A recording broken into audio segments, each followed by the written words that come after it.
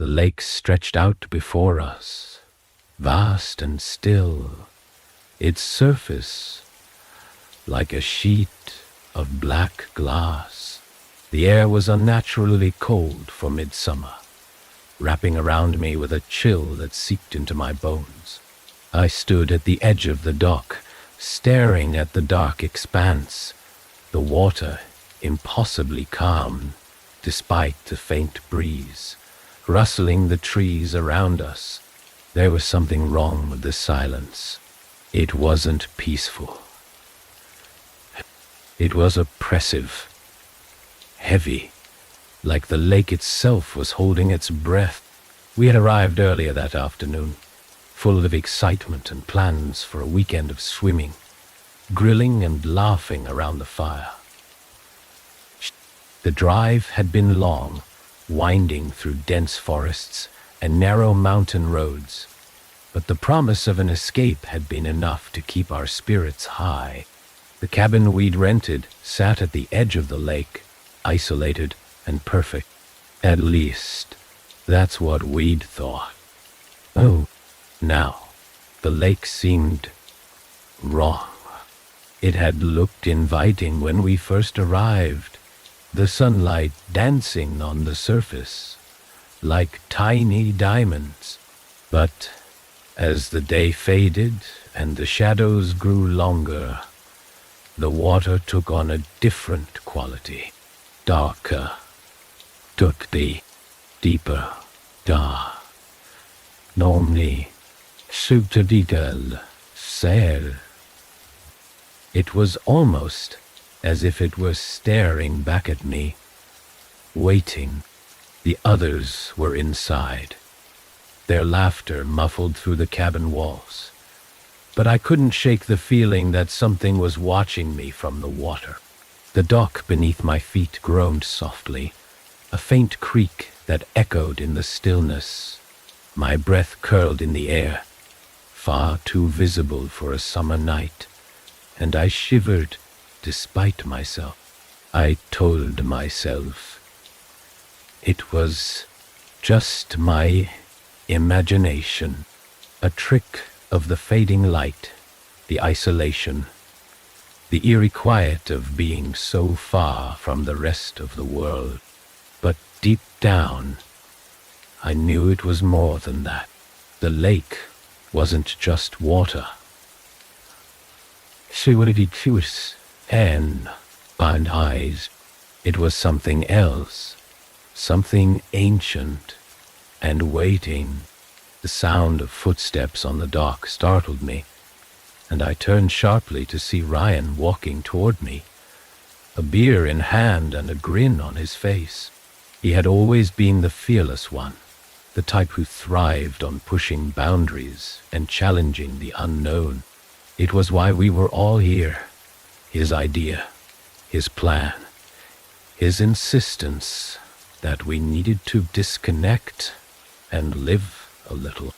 He stopped beside me, his gaze following mine out over the lake. "Pretty creepy at night, huh?" he said, his tone casual. But there was something in his voice, a faint edge, like he felt it too, but didn't want to admit it. I didn't respond.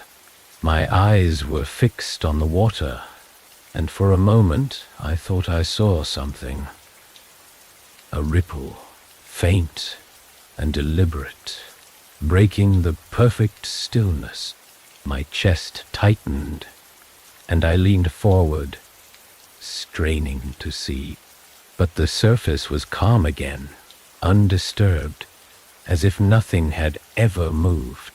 Ryan must have noticed my tension because he laughed. A sharp, nervous sound that didn't quite match his usual bravado. "You're not scared of a little water, are you?" he teased. But before I could answer, he set his beer down and kicked off his shoes. "Come on, let's make it less creepy. One quick swim, and you'll see there's nothing to worry about." "Ryan, don't." I started, but he was already in motion, his movements quick and fluid. He dove off the edge of the dock, with barely a splash, his body cutting through the water like a knife. I watched as he surfaced a few feet away, shaking the droplets from his hair and flashing me a triumphant grin. The lake swallowed the sound of his laughter. It didn't echo or carry, it just disappeared. The silence returned almost immediately, heavier now, as if the lake didn't approve of the intrusion. Ryan didn't seem to notice. He floated lazily on his back, his arms outstretched, staring up at the sky. And then he stopped. It was subtle at first. He tilted his head, his body stiffening, his movements slowing. His legs dipped below the surface, and he treaded water, his gaze fixed on something in the distance. The grin vanished from his face, replaced by a look of confusion and fear. "What is it?" I asked, my voice trembling. He didn't answer. His head snapped toward me, his eyes wide, and in that instant I saw it. The raw panic, the kind that made your blood run cold. "Get out of the water," I shouted, but he didn't move. His gaze shifted back toward the middle of the lake, and I followed it, my heart pounding. At first, I didn't see anything, just the endless expanse of dark water. But then it came. A ripple, faint but deliberate, cutting across the surface. It wasn't random. It was moving toward him. "Ryan!" I screamed. But he was already thrashing, his arms slicing through the water as he tried to swim back to the dock. The ripple grew faster, closer. The water behind it, churning like something massive, was just beneath the surface. I reached out, leaning as far as I dared over the edge of the dock, but he was too far away.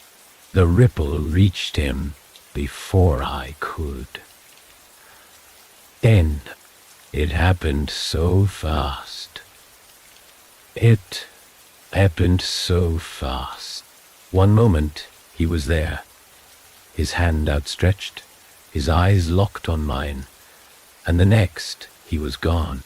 The water closed over him with a sickening finality, the surface calm once more, as if it had never been disturbed. "Ryan!" I shouted, my voice cracking. I scanned the water, desperate for any sign of him. A splash, a bubble, anything, but there was nothing, just the still, black surface, reflecting the faint light of the moon. Behind me, the others burst out of the cabin, their voices a chaotic mix of confusion and panic. They crowded onto the dock, their faces pale in the dim light. But I couldn't tear my eyes away from the lake. My breath hitched as I caught sight of something, faint and fleeting, just beneath the surface, a shadow, long and twisting, moving toward the depths. "What happened?" Lila. Voice was sharp, trembling with fear. I couldn't answer. My mind was spinning, my heart hammering against my ribs. The silence was unbearable, the weight of the lake's gaze pressing down on me. And then, just as suddenly as it had disappeared, the ripple returned. This time, it wasn't moving toward us. It was circling. Something in the water wanted us to stay. The water stayed still long after Ryan disappeared. Not even a ripple broke its surface, as if the lake had swallowed him whole and wiped away any trace My chest was tight, my breath coming in short, shallow bursts as I stared into the black expanse. The others crowded around me, their voices a jumbled mess of panic and confusion. I could barely hear them over the pounding in my ears. I wanted to jump in, to dive after him, but something about the lake kept me rooted in place. It wasn't fear. At least not the kind I could rationalize. It was deeper, colder, like the lake itself was holding me back, whispering that I didn't belong there. My hands trembled at my sides, my nails digging into my palms, as if the pain would bring clarity. It didn't. "We need to do something," Lila said, her voice cracking. She was pacing along the dock, her hands clutching at her hair. "We can't just stand here. He's gone," Nate cut in, his voice flat, hollow. He stared at the water, his face pale, his fists clenched at his sides. "There's no way anyone survives that. Did you see how fast it happened?" "You don't know that," Lila snapped, her voice rising. "He could still be alive. We have to try. We have to call someone and say what?" Nate turned to her, his eyes blazing. "That the lake just took him. That he disappeared into thin air. Do you hear yourself?" "Enough. Enough," I shouted, my voice louder than I intended. They both froze, their wide eyes turning to me. My chest heaved as I tried to steady myself, my nails biting deeper into my palms. "We're not leaving him. If there's even a chance." A sound cut me off. Soft at first, barely more than a ripple, but it grew louder, echoing across the still water. It was faint, rhythmic, almost like breathing. The hairs on the back of my neck stood on end, and I turned back to the lake, my stomach twisting. The ripple was back, but this time it wasn't alone. Shadows moved beneath the surface, twisting and curling like smoke trapped in glass. They were faint, almost imperceptible, but they were there, and they were moving closer. "Edvis, what the hell is that?" Kara whispered, her voice trembling. She had barely spoken since Ryan disappeared, but now her eyes were locked on the water, wide and unblinking. None of us answered. We stood frozen, our breaths visible in the unnaturally cold air. As the shadows rose higher, closer to the surface, for a brief, heart-stopping moment, I thought I saw something. A flash of pale skin, a hand reaching up from the depths, but it was gone before I could be sure. Then the light came. Beautiful, Pamol, Deshay. It was faint, barely more than a glow, but it cut through the darkness like a blade. It hovered just beneath the surface, pulsing faintly, and I felt an overwhelming urge to move closer. My feet shifted of their own accord, carrying me to the edge of the dock, and I leaned over, my breath hitching. The glow grew brighter, sharper, illuminating the shadows that writhed around it. I saw faces, twisted, anguished, their mouths open in silent screams. My stomach churned, and I stumbled back, the edge of the dock creaking under my weight. The others followed my gaze, their expressions shifting from confusion to horror. "What is that?" Leela whispered, her voice barely audible. "It's him," I said, though I didn't know why. The words came unbidden, slipping from my lips, like they weren't my own. "Ryan's still down there." Nate shook his head, his jaw tight. "No, that's not him. That's..."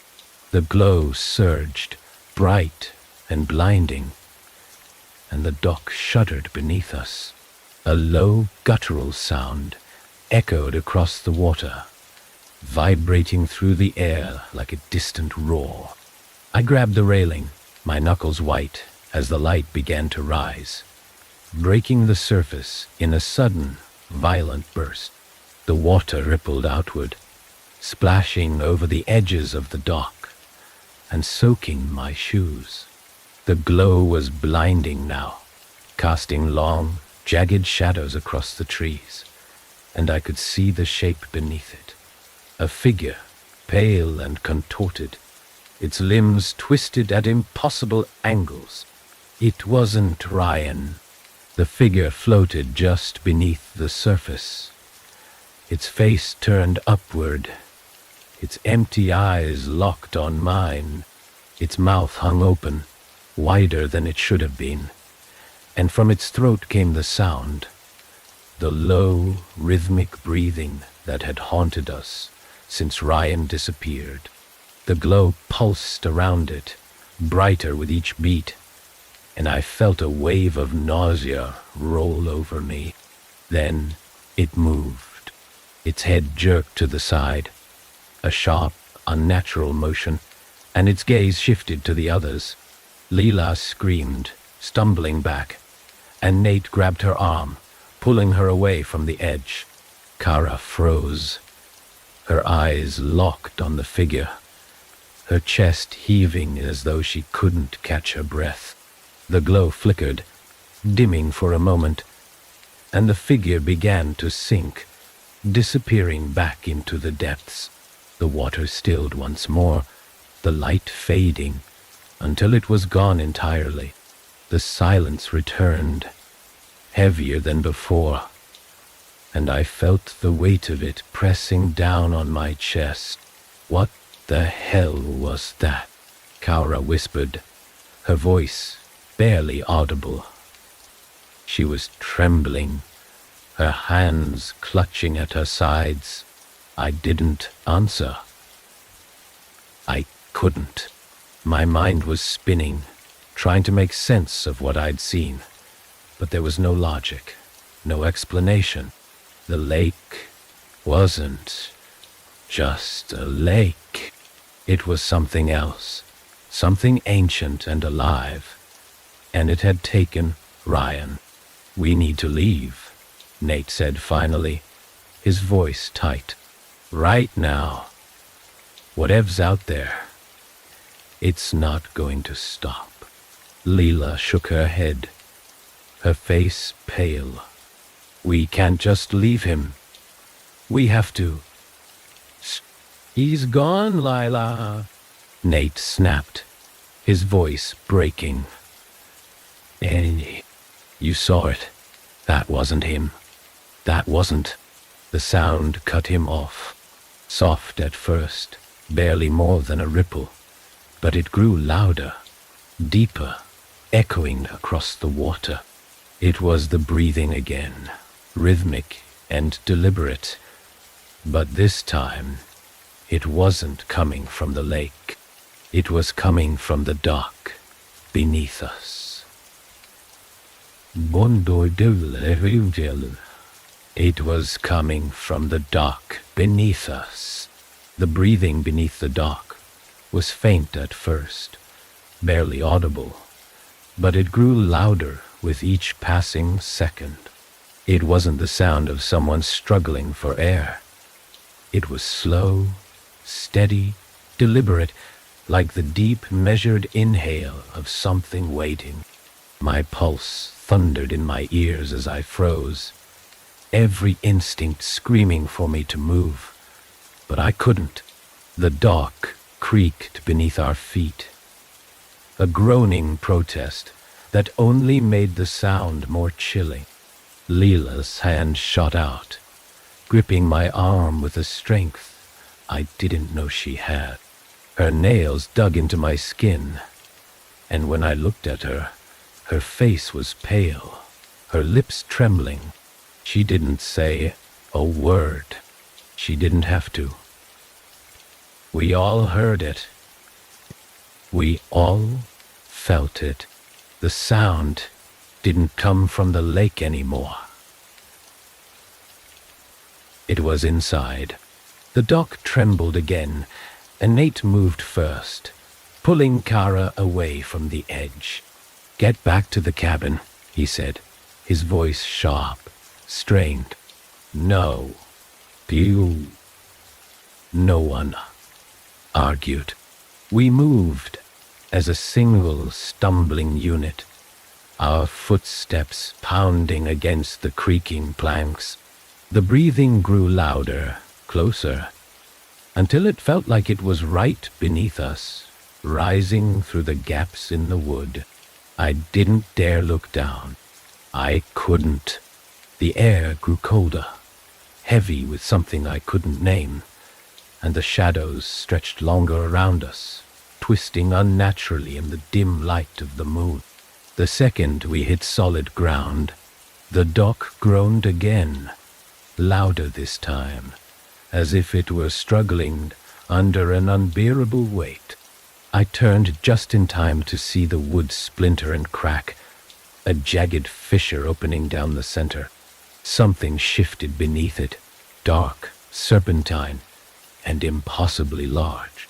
My breath caught in my throat as a pale hand, its fingers too long and too thin, slid up through the crack, gripping the edge of the dock.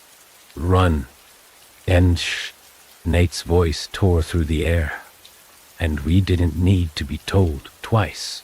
We bolted toward the cabin, our movements clumsy and frantic as the sound of splintering wood chased us.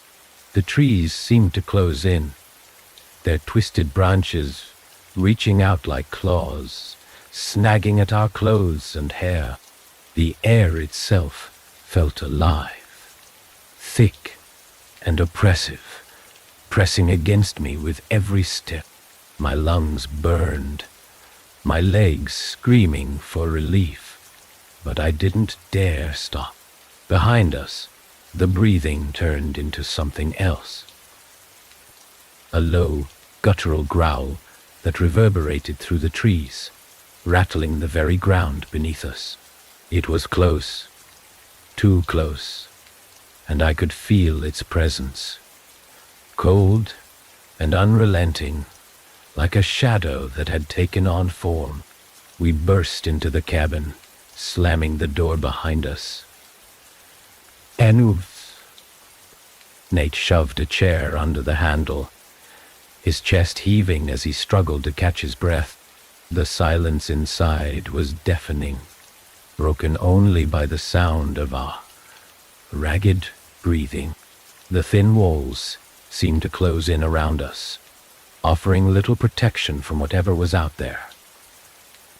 "What was that?"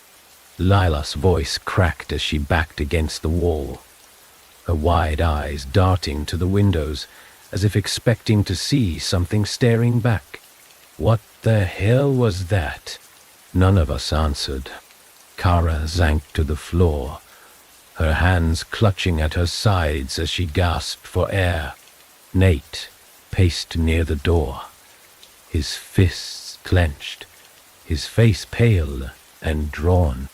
I leaned against the counter, my legs trembling so badly. I thought they might give out. The cabin felt different now. The air inside was colder, the shadows deeper.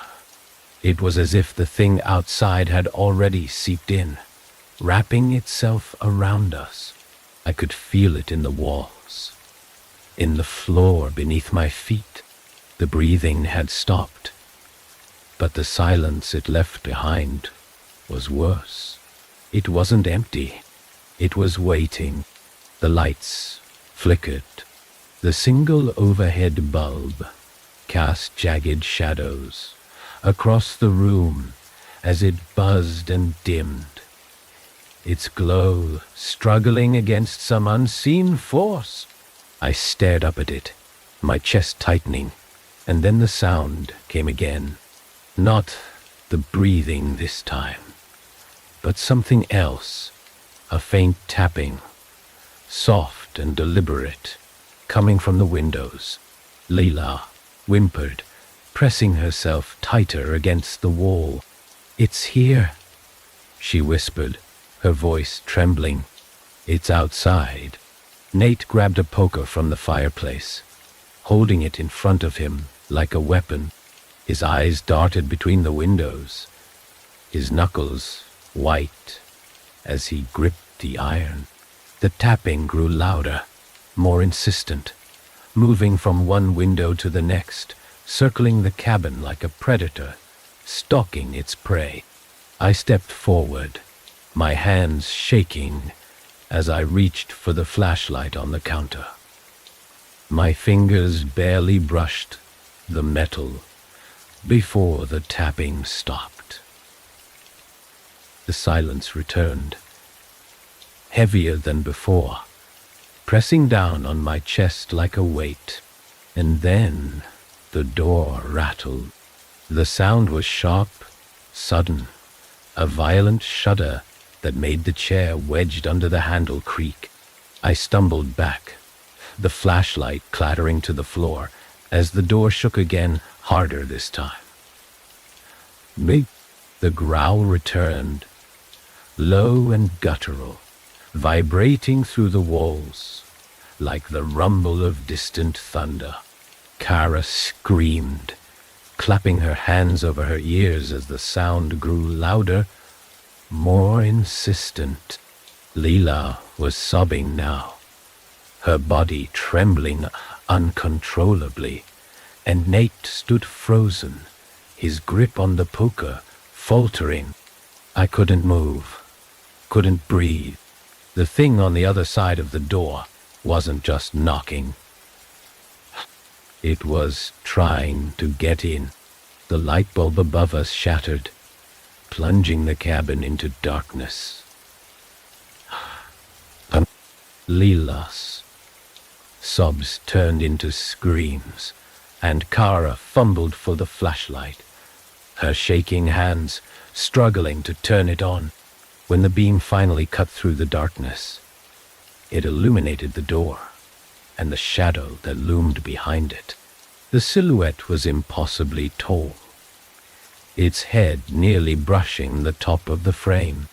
Its limbs were elongated, distorted, ending in fingers that scratched against the wood with slow, deliberate movements. The growl deepened, turning into a low guttural rumble that seemed to vibrate through my bones. And then it spoke. The voice wasn't human. It was low, layered, as though 100 voices were speaking at once, all of them filled with a terrible, malevolent glee. The words were indistinct, more a feeling than a sound, but the meaning was clear. It wanted us to open the door. Nate tightened his grip on the poker, his knuckles white, and stepped toward the door. "Don't," I hissed, my voice sharp and panicked. "Don't open it." But he didn't stop. "Shh." He moved slowly, deliberately, his eyes locked on the shadow, as though it were pulling him forward. The beam of the flashlight flickered, and I grabbed his arm, pulling him back. "It's not Ryan," I said, my voice shaking. You know it's not. The growl stopped. The shadow froze, its head tilting slightly, as though it were listening. The silence stretched on, unbearable, until the thing outside began to laugh. It was a horrible, wet sound, like the gurgling of something drowning. And then it spoke again, its voice sharper this time, filled with mockery. It knew our names. The sound of my name, twisting through the thing's voice, stopped my heart cold. It wasn't just the way it said it, it was the weight behind it. As though it didn't just know me, but had known me for far longer than I could comprehend. The thing outside the door wasn't guessing. It was speaking with certainty, peeling back a layer of reality I didn't even realize existed. Leela let out a low, keening sob, sliding down the wall until she was a trembling heap on the floor. Kara's flashlight shook violently in her hands, the beam jittering across the cabin walls and making the shadows dance. Nate froze in place, his arms still locked in my grip, his breath coming in shallow, uneven bursts. The thing outside laughed again, its voice a horrible, wet sound, like something struggling to breathe underwater. The door creaked under its weight, bending inward just slightly as the wood strained against the force, pressing against it. The laugh shifted, stretching into a sound that was almost human. Almost, but not quite. Let me in, it said, the words sharp and deliberate, like knives scraping against stone. I've waited so long. The words weren't just in the air. They were in my head, reverberating through my skull like a sound that didn't need ears to hear. I felt a sudden, overwhelming urge to obey, to pull the chair away from the door and let it inside. My legs twitched, and I had to bite down hard on my lip to anchor myself. The metallic taste of blood grounding me. Nate broke the spell first. We're not opening that door, he growled, his voice low and trembling, but resolute. He shook off my hand, stepping back and tightening his grip on the poker. Whatever it is, it's not getting in here. The shadow shifted, its head tilting slightly, and the laughter stopped. For a moment, there was silence, heavy and suffocating. Then the thing moved. Slowly, deliberately, it scraped its claws down the length of the door. The sound, sharp and grating. The wood splintered under the pressure, and the chair wedged beneath the handle groaned. It doesn't need to, I whispered, the words slipping out before I could stop them. It's already here. The air inside the cabin felt thicker now, heavier, as though it were pressing down on us from all sides. The walls seemed to creak and groan under the weight of it, and the temperature dropped so quickly I could see my breath curling in front of me. The darkness around us deepened, and for a moment I thought I saw something moving in the shadows. Something that wasn't cast by the flashlight. Leela whimpered, curling in on herself, and Kara reached out to steady her, though her own hands were shaking. The flashlight beam flickered again, weaker this time, and the shadows seemed to ripple and writhe in the brief moments of darkness. We can't stay here, Nate said, his voice breaking the silence. It's playing with us. It wants us to lose it, to let it in. We have to move. Move where? Kara snapped, her voice shrill with panic. Out there? With that thing. It'll tear us apart. It doesn't matter. Nate shot back. If we stay, we're dead anyway. Before I could argue, the door rattled violently, slamming against the chair so hard the entire cabin shook. Layla screamed, burying her face in her hands, and Kara dropped the flashlight, the beam spinning wildly across the floor before winking out. The darkness that followed was absolute, swallowing us whole. I fumbled for my own flashlight, my hands trembling so badly. It took me 3 tries to switch it on. When the beam finally cut through the dark, I froze. The shadow at the door was gone. The air was still thick with its presence, but the silhouette looming behind the wood had vanished. I turned to the others, the flashlight beam flicking across their pale, stricken faces, and saw the same confusion mirrored in their eyes. "Where is it?"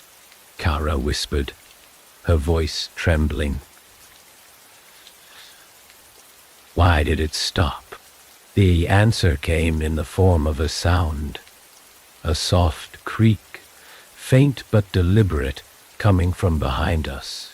I turned slowly, the flashlight beam sweeping across the cabin, and my stomach dropped. The back door was open. It wasn't wide, just a few inches, but the dark beyond it felt alive, pulsing and shifting like something was waiting just beyond the threshold. A faint breeze whispered through the crack, carrying with it the smell of damp earth and stagnant water. My chest tightened as the realization hit me like a blow. "It's inside," I whispered, my voice barely audible. The cabin erupted into chaos. Kara grabbed Lila, dragging her to her feet as Nate spun toward the open door, the poker raised in front of him like a shield. My flashlight trembled in my hand, the beam bouncing erratically across the room as the shadows seemed to grow and stretch, coiling like snakes. "We need to go," Nate said, his voice sharp and commanding. "No, no," Lila sobbed, her voice cracking. "No, we can't go out there. We can't." "It's already here," Nate shouted, his voice cutting through the panic. "If we don't move, we're dead." The finality in his words struck like a hammer, and for a moment no one moved. Then the growl returned, low and guttural, vibrating through the floor beneath our feet. It wasn't coming from the back door anymore. It was everywhere. The cabin groaned, the walls bending inward, as if the entire structure was being squeezed by some unseen force. The air grew colder still, biting at my skin and making my breath hitch in my throat. The growl deepened, turning into a low, menacing laugh that seemed to echo from every corner. And then the shadows moved. They surged forward like a living thing, pouring across the floor and up the walls, wrapping around us in an instant. I stumbled back, the flashlight slipping from my hand and clattering to the ground, its beam spinning wildly before going out. The darkness was total now, thick and suffocating, pressing against me from all sides. I heard Lila scream, a raw, desperate sound that cut off abruptly, followed by the sound of something heavy hitting the floor. Kara's voice came next, shouting something I couldn't make out, but it was drowned out by the growl, louder now, almost deafening. "Nate," I shouted, my voice barely audible over the chaos. I reached out blindly, my fingers grasping at empty air. "Inward Pew, where are you?" His answer came in a sharp, guttural cry. The sound of metal striking something solid. The growl faltered for a moment, replaced by a shriek so piercing it made my ears ring. The pressure in the air lessened just slightly, and I felt a hand close around my wrist, pulling me forward. It was Nate. It was Nate. His face was pale, his eyes wide with fear, but his grip was strong as he dragged me toward the back door. "Move," he shouted, his voice raw. "Bang, don't look back." I didn't. I couldn't. Behind us, the growl turned into a roar, the shadows surging after us like a wave. The cold bit at my skin as we stumbled out into the night, the forest looming ahead like a dark, impenetrable wall. And then the cabin collapsed. The roar of the collapsing cabin filled the night, a deafening cacophony of snapping wood and shattering glass that reverberated through my chest. I didn't stop running. Nate's hand was like a vice on my wrist, pulling me forward as my legs burned, and my breath came in sharp, ragged gasps. The cold air clawed at my throat, but the adrenaline surging through my veins drowned out everything else. Behind us, the sound of the cabin crumbling gave way to something worse. A low, guttural rumble, vibrating through the earth like the heartbeat of the forest itself.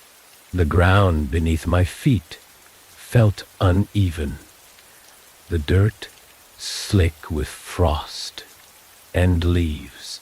The trees seemed to close in around us, their jagged branches clawing at the sky like desperate hands. Every instinct screamed at me to keep moving, but I couldn't shake the feeling that the shadows were chasing us, stretching toward us, reaching for us with something unseen and hungry. Nate didn't let go of me until we broke through the tree line into another clearing, our feet skidding to a stop on the frozen ground. Leela and Kara were already there, their faces pale, their eyes wide with terror. Leela was clutching her arms tightly, her entire body trembling as Kara hovered over her, one hand on her shoulder, trying to steady her even though she was shaking just as badly. "What was that?" Kara's voice was hoarse, barely above a whisper, as she turned to Nate. "What the hell just happened?" Nate didn't answer right away. His chest heaved as he tried to catch his breath, his knuckles white around the fireplace poker he still carried. His eyes darted toward the tree line Wu just emerged from, scanning the shadows as though expecting them to lunge after us at any moment. The growl had stopped, but the silence that followed was suffocating, pressing down on us like a heavy weight. "It wasn't a cabin anymore," Nate said finally, his voice low and grim. "Whatever that thing was, it wasn't just outside. It was inside. It was the cabin." His words sent a chill through me, colder than the night air. I thought of the way the walls had groaned, the way the shadows had twisted and surged, alive and predatory. The cabin hadn't just been a shelter. It had been a trap, a piece of whatever force had taken Ryan and now wanted the rest of us. "This is insane," Lila whispered, her voice trembling as she hugged herself tighter. "This can't be real. None of this can be real." It's real," Nate said sharply, his gaze snapping to her. "And if we don't figure out how to stop it, we're next." The words hung in the air, heavy and final. None of us argued. We all knew he was right. Whatever this thing was, it wasn't going to stop until it had us. Kara crouched down, her fingers gripping the edge of her jacket as she stared at the ground. "There has to be something," she muttered, almost to herself. "Some way to stop it. Some way to—" Her voice faltered, and she looked up, her eyes meeting mine. "You're the one who saw it first. That thing in the lake. What did it want?" I swallowed hard, my mind flashing back to the pale hand, the shadowy figure beneath the water, and the twisted, unnatural face that had stared back at me. The glow, the voices, the way it had whispered my name. It hadn't just wanted to hurt us. It had wanted something deeper, something more. "It wasn't just trying to scare us," I said finally, my voice barely audible. "It was calling us, pulling us in." Nate nodded slowly, his jaw tightening. "It's not going to stop. It's tied to this place, the lake, the forest, all of it. It's like the whole area is infected." "By what?" Kara snapped, her voice sharp with panic. "What could possibly do this?" He didn't answer, and neither did I. There wasn't an answer that made sense. The only thing I knew for certain was that the thing in the lake wasn't just hunting us. It was feeding off us, drawing strength from our fear, our pain. And if we stayed here, it would consume us completely. It would consume us completely. A faint rustling sound broke the silence, and all four of us froze. It was soft, barely more than a whisper, but it was there, moving through the trees at the edge of the clearing. My heart leapt into my throat as I turned toward the sound, my flashlight trembling in my hands as I raised it. The beam cut through the shadows, illuminating the twisted trunks and gnarled branches of the forest. For a moment, there was nothing, just the eerie stillness of the trees. But then I saw it, a flicker of movement, too quick to make out, slipping between the trunks like smoke. "It's here," Lila whispered, her voice shaking.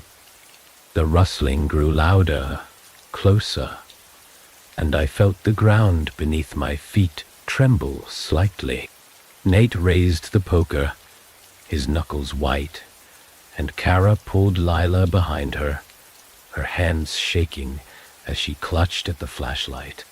The shadows at the edge of the clearing shifted, coiling and twisting like living things.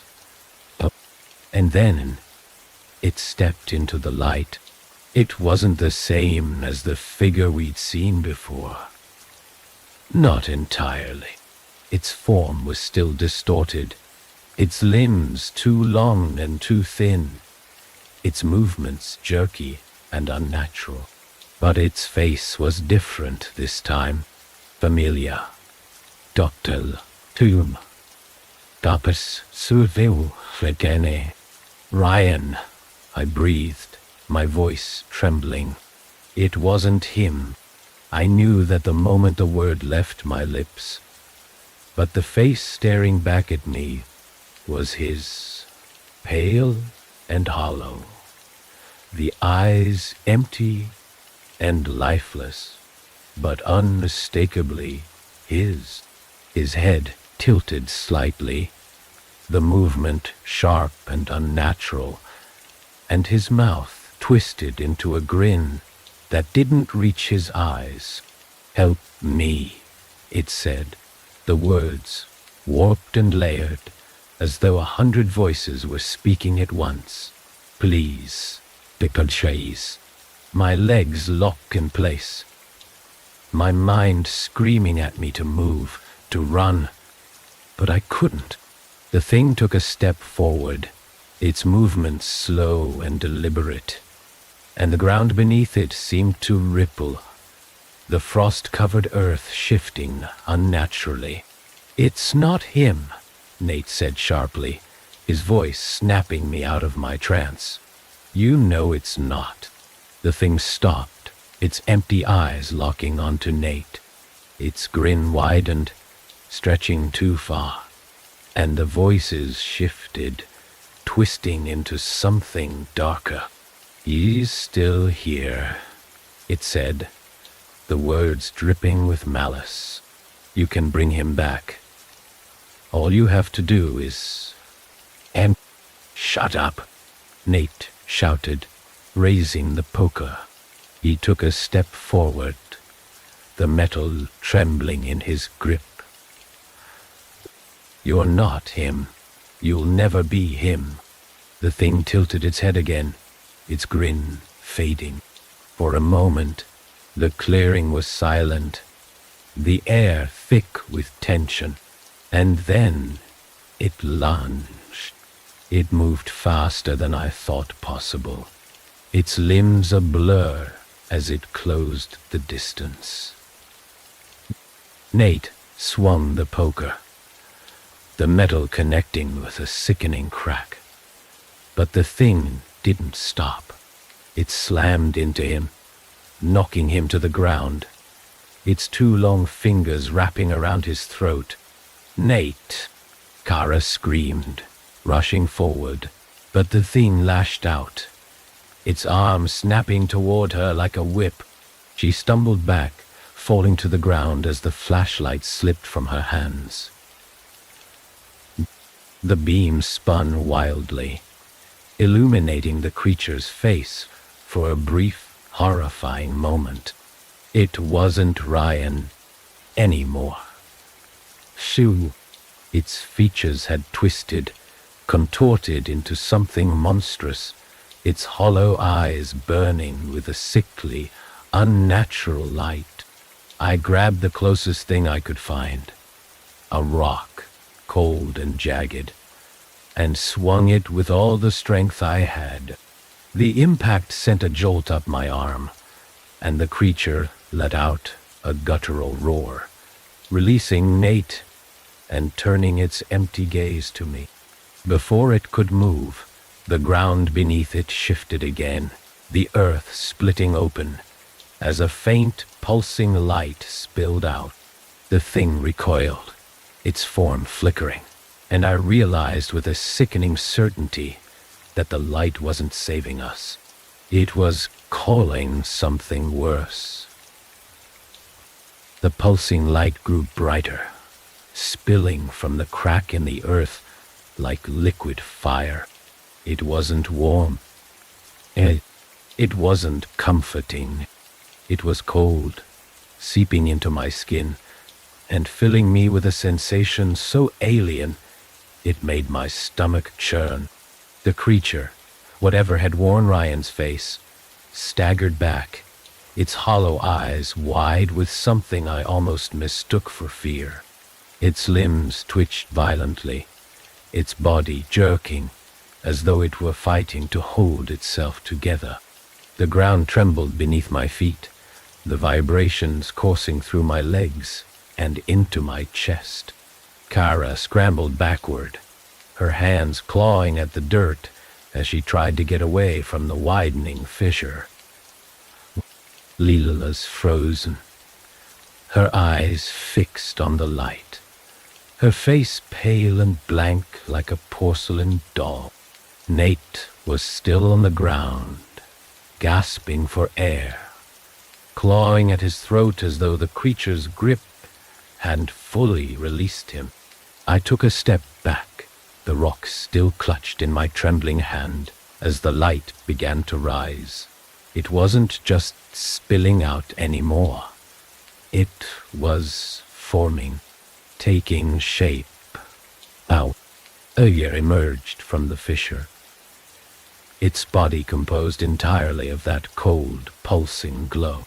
It was tall, impossibly tall, its elongated limbs stretching and twisting as it unfolded itself from the earth. Where its face should have been was only an empty void, a hollow darkness that made my vision swim. The creature, the one that had been Ryan, let out a shriek, a high-pitched keening sound that made my ears ring. It scrambled back, its body convulsing as it tried to retreat, but the figure of light raised one long, glowing arm and pointed at it. The shriek cut off abruptly, replaced by a sound like rushing wind, and the Ryan thing crumpled to the ground, its form collapsing inward like smoke sucked into a vacuum. For a moment, I thought we were safe. I thought the figure of light had come to save us, to destroy whatever nightmare had been unleashed here. But then it turned to us. Oh, the cold intensified, a searing chill that bit into my skin and filled my lungs with ice. The light radiating from the figure wasn't just bright, it was overwhelming, pressing against me, pushing into me like it was trying to strip me down to my very core. My knees buckled, and I hit the ground hard, my fingers digging into the frozen dirt as I gasped for air. The figure tilted its head, the void where its face should have been turning toward me. And then I heard it, not with my ears, but in my mind. A voice, deep and layered, filling my head with words that weren't words, meanings that twisted and warped as I tried to grasp them. You brought me here. I shook my head, clutching at my temples as the voice grew louder, more insistent. It wasn't true. I hadn't done anything. I didn't even know what it was, but the voice didn't care. It pierced through every thought, every memory, until it felt like my mind was unraveling, pieces of myself slipping away into the void. Stop, I gasped, the word barely audible. Please, stop. The light flared, and the voice shifted, its tone sharp and commanding. This place is mine. It has always been mine. The fissure widened, cracks spider-webbing outward from the glowing pit as the ground trembled violently. I stumbled to my feet, my body swaying as I tried to steady myself. The figure was moving now, its limbs stretching impossibly long as it loomed over us. It wasn't just looking at me anymore. It was looking at all of us, its presence bearing down on us like a tidal wave. Nate staggered forward, his face pale but determined, the fireplace poker clutched tightly in his hand. "What do you want?" he shouted, his voice shaking but defiant. "What are you?" The figure didn't answer. It didn't need to. The air around us was heavy with its intent, the sheer weight of its existence crushing any illusion that we could reason with it. It wasn't something that could be bargained with or fought. It was ancient, relentless, and hungry.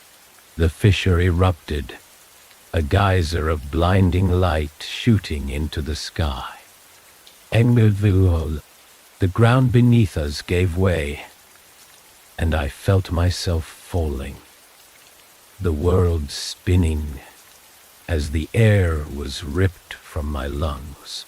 My vision blurred, and for a moment there was nothing but the cold, the light, and the sound of my own heartbeat pounding in my ears. When I hit the ground, it wasn't the dirt of the clearing. It was smooth, hard, and cold, like stone submerged in ice. I opened my eyes, blinking against the afterimages, burned into my retinas, and found myself lying in a vast, empty expanse. The others were scattered around me, their bodies motionless, their faces pale in the dim, pulsing light that seemed to emanate from everywhere and nowhere at once. The figure was there, standing at the center of the expanse, its hollow void of a face turned upward as though it were gazing at something unseen. The fissure was gone, replaced by a massive, glowing symbol etched into the stone beneath our feet. It pulsed in time with the light, each beat sending a wave of cold through the air. Phew! I struggled to my feet, my legs trembling, and stumbled toward Nate, who was groaning softly as he pushed himself up. "Where are we?" I whispered, my voice cracking. He shook his head, his eyes darting around the space. "I don't know," he said, his voice hoarse. "But it's not the lake. It's not anywhere." The figure turned to us, its void-like face fixed on Nate. The voice returned, louder this time, filling the air with its terrible layered resonance. "You have entered the depths. You cannot leave." Kara screamed, scrambling backward as the light from the symbol beneath us flared. Lila was still on the ground, her body shaking as she clutched her head, rocking back and forth. Nate stepped forward, the poker raised, but the figure didn't move. It didn't need to. The light surrounding it grew brighter, sharper, cutting into my vision like knives. "We need to get out of here," I said, my voice trembling. "There has to be a way back." "There isn't," the voice said, its tone dripping with finality. "You belong to me now." "It's Dios," said Wadanil. "You belong to me now." The ground shifted beneath us, the symbol glowing brighter, and I felt a force pulling at me, dragging me toward the figure. It wasn't physical, not entirely, but it was overwhelming, an invisible tide pulling me into the void. My body resisted, every muscle straining against the pull, but it was useless. The thing was inside me now, tearing through my mind, my memories, my very sense of self. But then, through the chaos, I heard Nate's voice. "No," he growled, his tone sharp and defiant. "You don't get to take us. Not like this." The poker in his hand flared with light, bright, searing, and impossibly warm. The figure recoiled, its limbs twitching violently as the light from the poker clashed with its own. The pull lessened, and I fell to my knees, gasping for air. "Run!" Nate shouted, his voice cutting through the roar of the light. "Find a way out. Go." I didn't hesitate. I grabbed Lila's arm, pulling her to her feet, and Kara followed, her face pale and determined. The ground beneath us began to crack, the symbol splitting apart as the light surged. And then we ran, the void chasing us, the figure's voice echoing in our minds, promising that this wasn't over. The ground beneath us fractured as we ran, each step sending cracks, spiderwebbing across the glowing stone. The light pulsed with an erratic, almost frantic energy, casting jagged shadows that danced and twisted like living things. My legs burned, each movement a struggle against the invisible weight that seemed to pull at me, trying to drag me back toward the figure that loomed in the center of the expanse. Its voice thundered through the air, a cacophony of layered tones that rattled my bones and made my vision swim. "You cannot leave." The words weren't a threat. They were a fact, spoken with the certainty of something that had existed far longer than we could comprehend. But I didn't stop. Oh, none of us did. Nate led the way, his shoulders hunched, the fireplace poker clutched tightly in his hand like a lifeline. Leela was just ahead of me, stumbling with every other step, her breath coming in shallow, ragged bursts. Kara brought up the rear, her face pale but determined, her flashlight clutched like a weapon as she cast frantic glances over her shoulder. Behind us, the figure didn't move in the way a human would. It didn't walk or run. It loomed, its limbs stretching and contracting, the void where its face should have been fixed on us with an unrelenting focus. The light around it flared and pulsed, sending waves of cold through the air, each one stronger than the last. The cracks in the ground widened, glowing brighter, and I felt the pull intensify, dragging at my feet with every step. The edges of the expanse blurred, the boundary between this place and wherever we'd come from bending and warping. It felt like running through water, the air thick and heavy, each breath a struggle.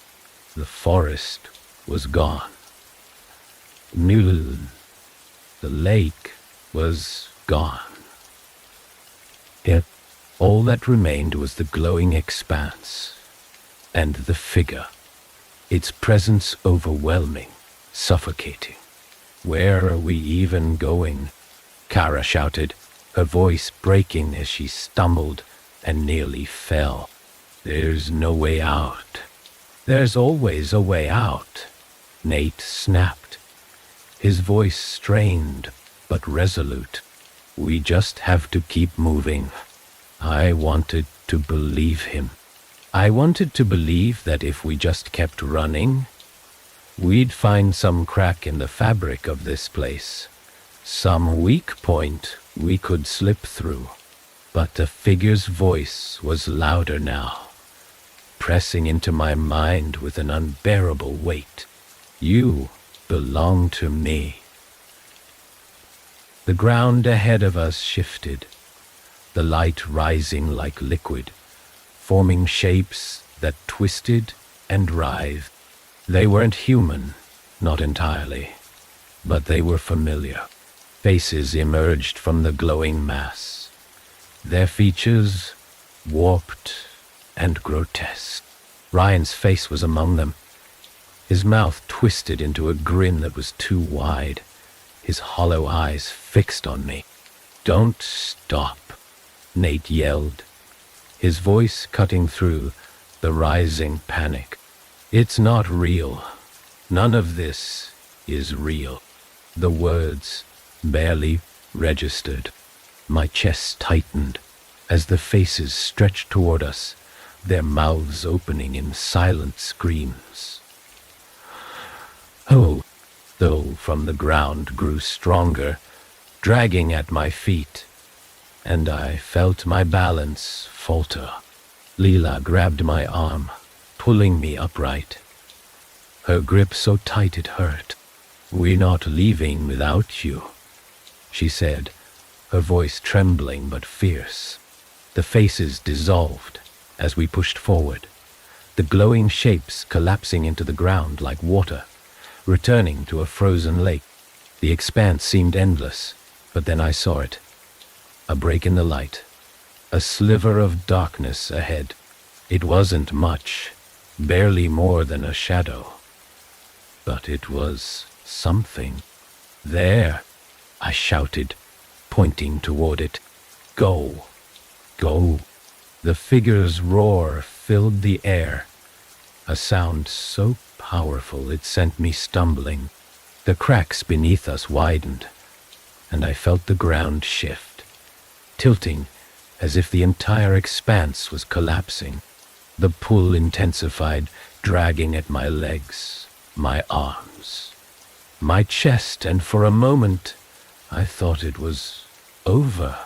But Nate turned, the poker raised high, and drove it into the glowing ground with all his strength. The light erupted, a searing burst that forced the figure back. The pull lessened, just enough for us to move, and we sprinted toward the shadow. It wasn't an exit. I didn't know what it was, but it was our only chance. As we neared the edge, the shadow became clearer. It was a jagged tear in the glowing expanse, a fissure that led into absolute darkness. The cold radiating from it was different, sharper, but it wasn't the same as the figure's presence. It felt almost familiar. "We jump," Nate said, his voice grim. "No thinking. Just go." Kara hesitated, her flashlight shaking in her hands. "What if it's worse? What if it's not worse than staying here?"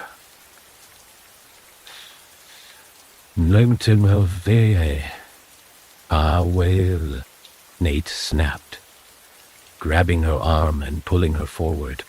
"Move, move." One by one, we leapt into the shadow. The moment I crossed the threshold, the cold consumed me, a piercing chill that seeped into my bones and stole the breath from my lungs. The world around me dissolved. The light, the ground, the figure, all of it swallowed by the darkness. And then I fell. It wasn't like falling through air. It was slower, heavier, like sinking into the depths of the lake.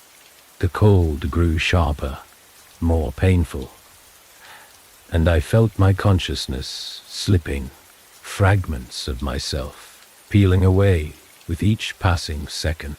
Memories blurred, faces and voices fading into the void. I fought to hold on, to remember who I was, but the darkness was relentless. Just when I thought I couldn't take it anymore, I hit solid ground. The impact sent a jolt of pain through my body, but I was alive. The air was heavy, cold, but it was air. I opened my eyes and saw the forest, dim and shrouded in mist, the trees towering above me like silent sentinels. Leela was beside me, gasping for breath, her face pale and streaked with tears. Kara was a few feet away on her hands and knees, shaking violently. Nate was the last to appear, landing heavily on the ground, the poker still clutched in his hand. His face was drawn, his eyes hollow, but he was alive. The silence was deafening. No growls, no whispers, no pulsing light, just the soft rustle of leaves in the breeze. For a moment, none of us spoke. We were too stunned, too broken, to do anything but breathe. "Is it over?" Kara whispered, her voice barely audible. Nate didn't answer. He turned toward the lake, now barely visible through the trees, its surface still and dark. The mist clung to it, thick and impenetrable, and I felt a chill crawl up my spine. The forest was quiet, but it didn't feel empty. Something was still there, watching, waiting. "It's never over," Nate said finally, his voice low and hollow. And deep in the mist, from the direction of the lake, I thought I saw a flicker of light.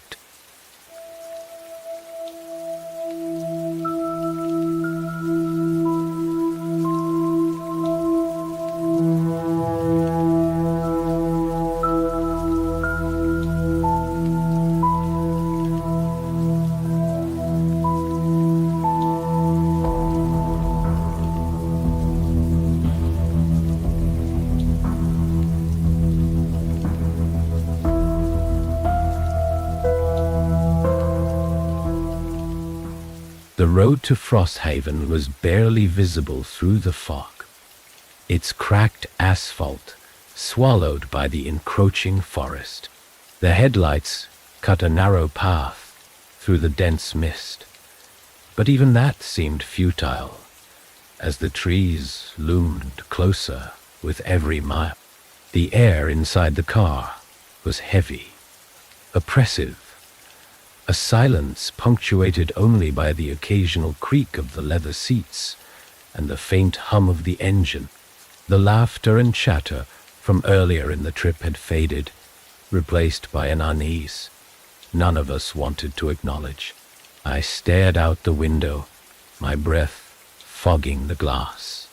The forest outside was endless, its skeletal branches reaching like claws toward the sky. Every so often, I thought I saw movement, something darting between the trees, just out of sight. But when I turned to look, there was nothing, just shadows, twisting in the pale light of the moon. "See now, steady well," I told myself. It was my imagination, but the pit in my stomach refused to go away. When the first building came into view, it was a relief, even if it wasn't exactly welcoming. The town was a collection of weathered structures, their roofs sagging under years of neglect. The windows were dark, and the signs that still hung creaked softly in the breeze. Frosthaven didn't look abandoned. It looked like it had been left in a hurry, as if its residents had simply walked away one day and never returned. We pulled into what might have once been the town square. A cracked fountain stood at its center, dry and overgrown with weeds. The car's engine sputtered as it idled, and I could feel the hesitation in the air, the unspoken question hanging between us. Finally, the engine died, plunging us into silence. No one moved to get out. No one said a word. The quiet was suffocating. It wasn't the peaceful stillness you might expect from a forgotten place. It wasn't the peaceful stillness you might expect from a forgotten place. It was heavy, alive, as though the town itself was holding its breath, waiting for something. The air was colder here, biting through my jacket and sinking into my bones. Even the stars seemed dimmer, their light swallowed by the encroaching mist.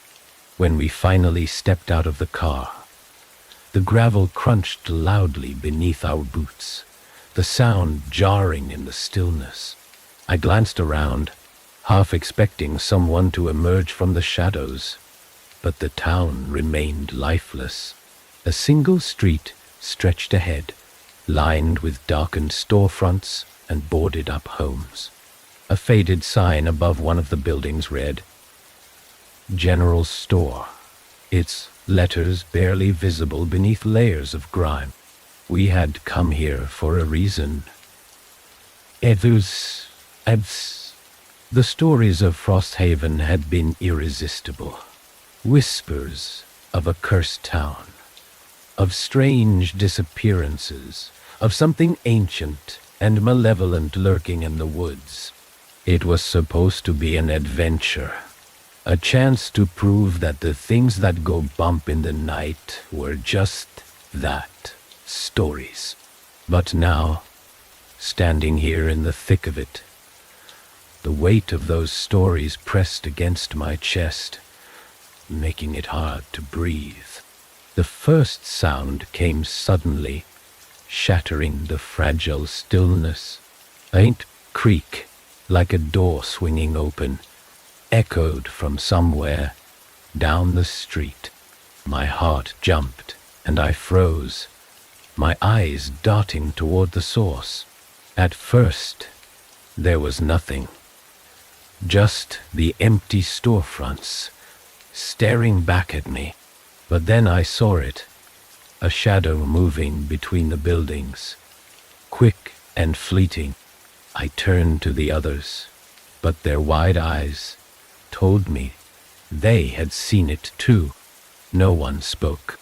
We were all waiting, holding our breaths, as the shadow darted again, this time closer. The air grew colder, the kind of chill that made your teeth ache and your skin prickle. It wasn't just the temperature. It was the feeling of being watched, of something unseen bearing down on you. A sudden laugh rang out, high and sharp, slicing through the air like a blade. It wasn't a laugh of joy. It was hollow, unnatural, echoing off the buildings and fading into the mist. My stomach twisted, and I took a step back, my boots slipping slightly on the frost-covered ground. The shadow moved again, faster now, darting toward the edge of the square before disappearing behind the fountain. My instincts screamed at me to run, but my legs wouldn't move. The others were frozen too, their faces pale and their breaths visible in the icy air. The laugh came again, this time from a different direction, followed by a faint whisper that seemed to come from everywhere and nowhere at once. "Leave," the whisper said, soft but insistent. "Leave before it's too late." The sound sent a shiver down my spine, and I finally found the strength to move. I turned toward the car, ready to climb back inside and get as far from this place as possible. But then I noticed something that made my blood run cold. The car was gone. The square where we had parked was empty, the gravel undisturbed, as if we had never been there at all.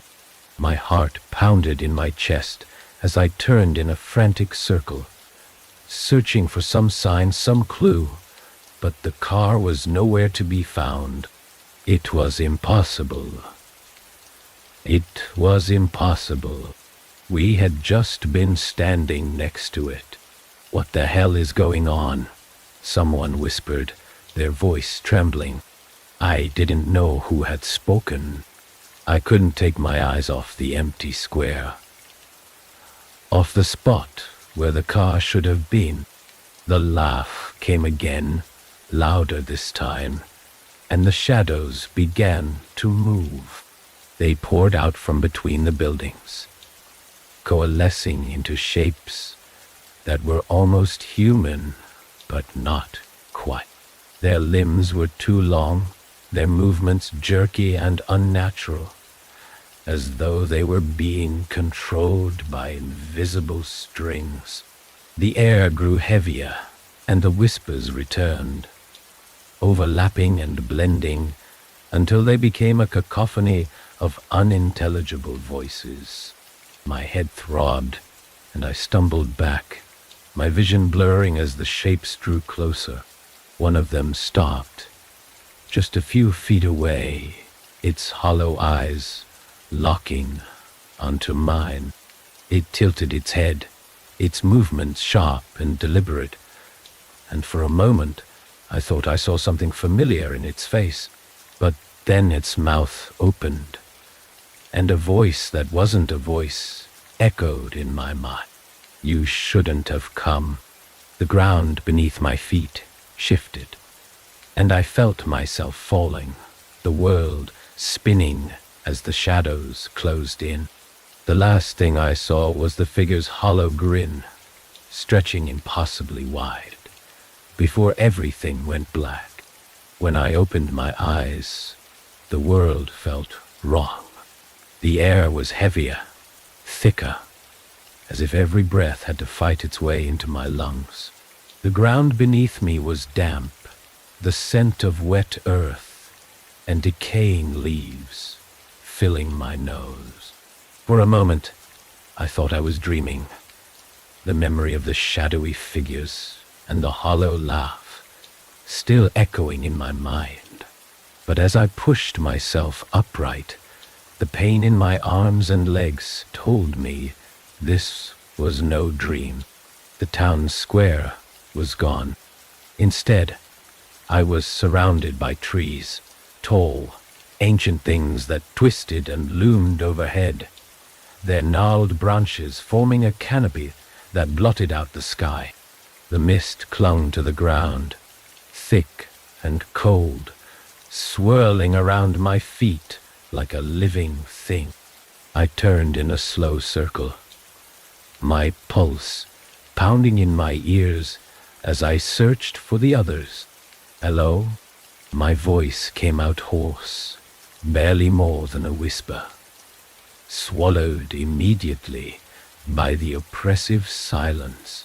I tried again, louder this time. "Is anyone there?"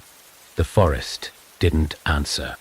The only sound was the faint rustle of leaves in the breeze, a sound that felt almost mocking in its normalcy. I took a step forward, then another. The soft crunch of leaves beneath my boots, the only proof that I was still here, still real. And then I saw it, a figure, standing just at the edge of my vision, half shrouded in the mist. My heart leapt, hope surging through me as I stumbled toward it. "Hey!" I called, my voice trembling with relief. "Wait!" The figure didn't move. As I got closer, the details became clearer. It was tall and thin, its body unnaturally rigid, like it had been carved from stone. Something about the way it stood set my teeth on edge. The unease I'd felt since arriving in Frosthaven surging to the forefront of my mind. I stopped a few feet away, my breath catching in my throat. The figure wasn't human. It was made of wood, its surface rough and splintered, like it had been crudely carved from one of the surrounding trees. Its face, or what should have been its face, was featureless, a smooth plane of bark that somehow felt like it was staring back at me. A sudden gust of wind swept through the forest, and I shivered as the temperature dropped. The figure creaked softly, the sound of bending wood, and I took a step back, my hands clenching into fists. The wind died down, leaving the forest in eerie silence once more, but the figure hadn't moved. I turned away, my skin crawling, and froze. There was another figure, standing just a few feet away. This one was smaller, its twisted limbs reaching out as if to grab me. My breath hitched as I took another step back, my eyes darting around the clearing. They were everywhere, dozens of them, scattered among the trees, their wooden bodies half hidden in the mist. Each one was still, silent, but I could feel them watching me, their presence suffocating. Panic surged through me, and I broke into a run, crashing through the undergrowth as the forest closed in around me. The branches clawed at my arms and legs, the mist thickening with every step until it felt like I was wading through water. My heart pounded in my chest, my breaths coming in sharp, ragged gasps as I tried to escape the oppressive weight of their gaze. I didn't know how long I ran. Time seemed to stretch and warp, the forest around me becoming a blur of shadows and mist. When I finally stopped, my legs shaking beneath me, I realized the figures were gone. The clearing I found myself in was empty, save for the thick carpet of moss beneath my feet and the twisted trees that loomed overhead. But the relief was short-lived. The forest was too quiet, the air too heavy. The mist seemed to pulse faintly, as if it were alive, and the back of my neck prickled with the unmistakable feeling of being watched. I turned slowly, my body tense, and that's when I saw it. A figure stood at the edge of the clearing, just barely visible through the mist. It wasn't wooden like the others. This one was flesh and bone, its silhouette faintly familiar. My breath caught in my throat as I took a hesitant step closer, squinting to make out its features. Leela, my voice cracked, the word barely audible. The figure didn't respond. It stood motionless, its head tilted at an unnatural angle, and as I got closer, I realized something was wrong. The proportions were off, its limbs too long, its torso too thin, and its face. The face wasn't hers. The eyes were hollow, the mouth stretched into a grin that was far too wide, the edges curling upward in a way that made my stomach churn. It was like a grotesque imitation of her, a mask made of flesh that barely clung to the bones beneath. The thing tilted its head further, the movement sharp and unnatural, and then it spoke. "You shouldn't have come here." The voice wasn't hers. It was layered, distorted, like 100 voices speaking at once. My legs refused to move, the weight of its presence rooting me to the spot as it took a step forward, its twisted grin never wavering. I stumbled back, my foot catching on a root, and hit the ground hard. The thing didn't stop. It moved slowly, deliberately, each step accompanied by the faint sound of cracking bones. Its hollow eyes locked onto mine, and I felt a cold so intense it burned. And then it stopped. The air grew impossibly still, the mist thickening until it felt like the forest itself was holding its breath.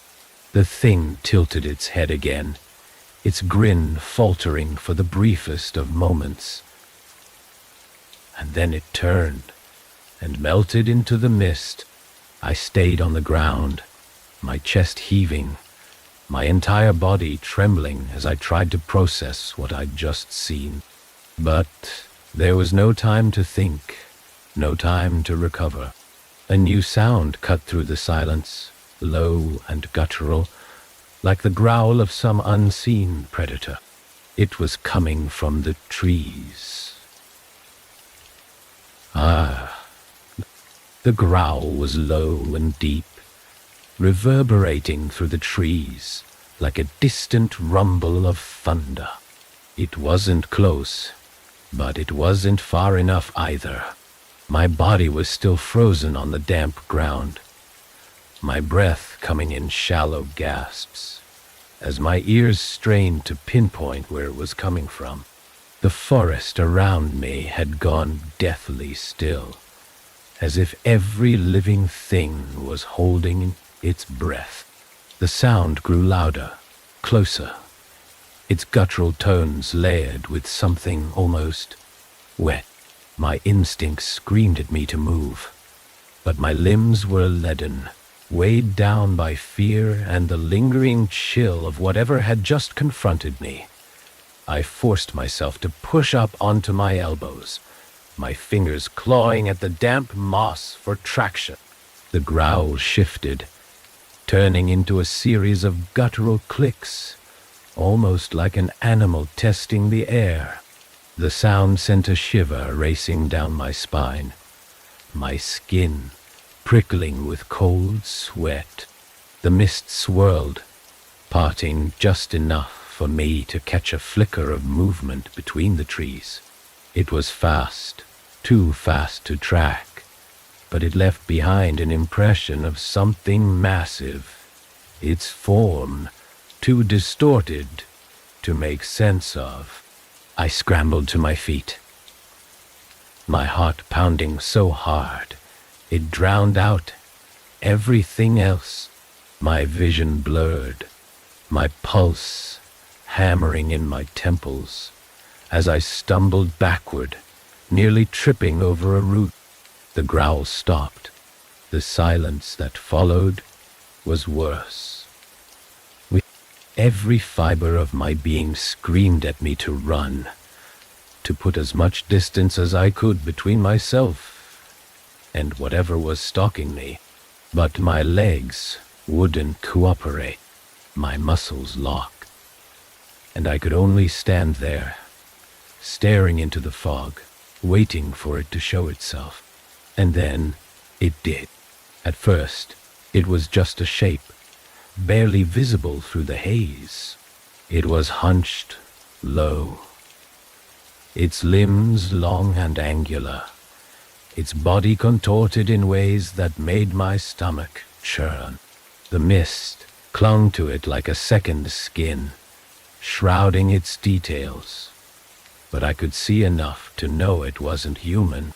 Its head tilted slightly, a sharp, jerking motion that reminded me of a bird of prey studying its next meal. The thing moved slowly, deliberately, as if savoring the moment. The air grew colder with each step it took, the frost creeping up the trees, turning the ground beneath me slick with ice. Its breath curled in the air, faint wisps that dissipated too quickly, like smoke instead of vapor. I tried to take a step back, but my legs refused to move. My mind raced, every instinct screaming at me to do something, anything. But I was rooted in place, paralyzed by the sheer wrongness of the thing in front of me. It stopped a few feet away, its body shifting slightly, as though it was trying to decide what to do with me. The mist parted just enough for me to see its face. Or what should have been a face. It wasn't hollow like the wooden figures from before. This was worse.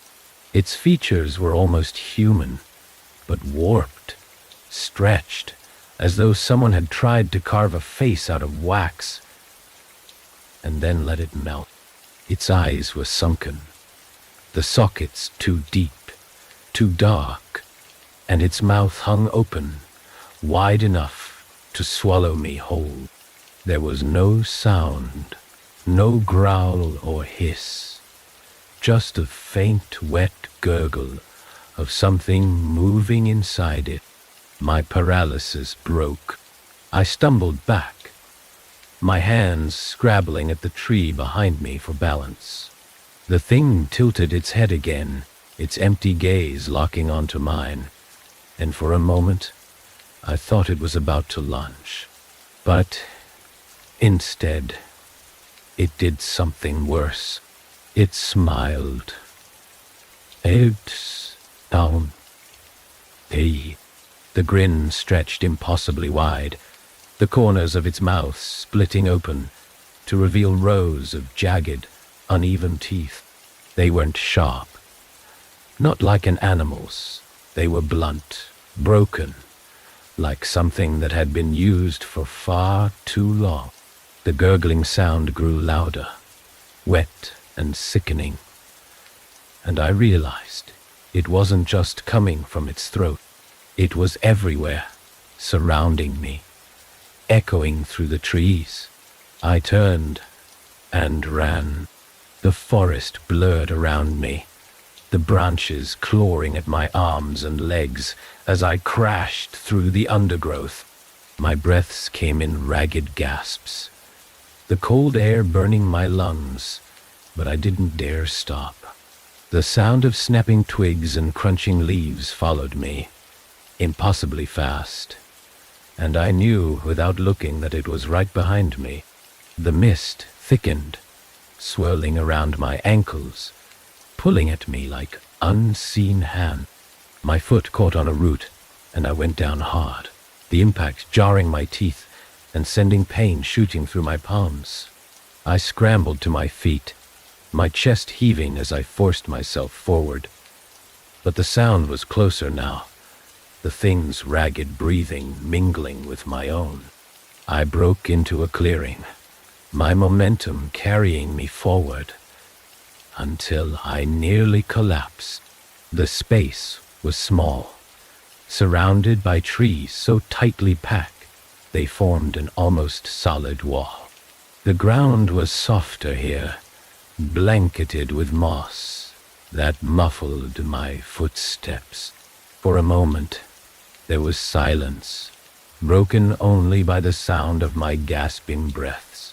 Then I felt it.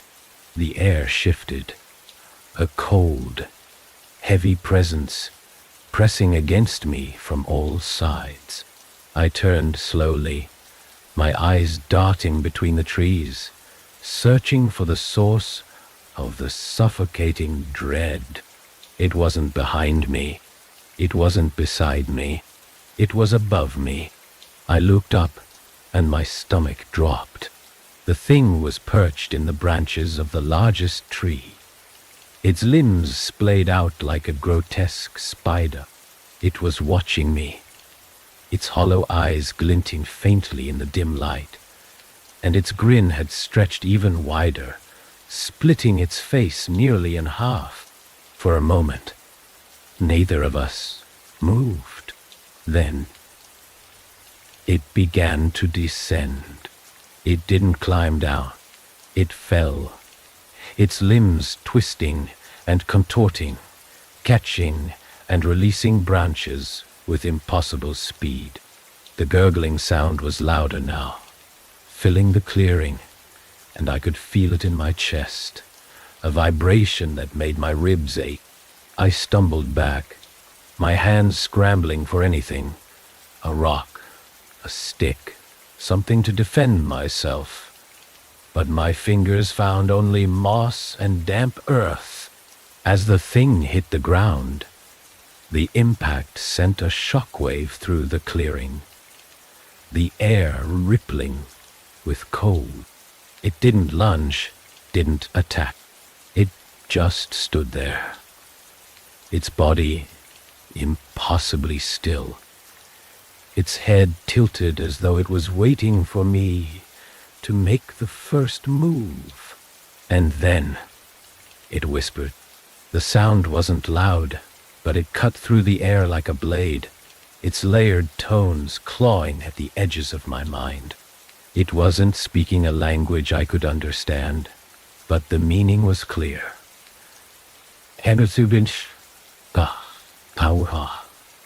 It wasn't here to kill me, not yet. It was here to claim me. The world tilted, the edges of my vision darkening as the whisper grew louder, more insistent. My legs buckled, and I fell to my knees, the cold seeping into my skin, my mind unraveling under the weight of its voice. I clawed at the ground, desperate for something to hold on to. But there was nothing. And then, just as suddenly as it had started, the whisper stopped.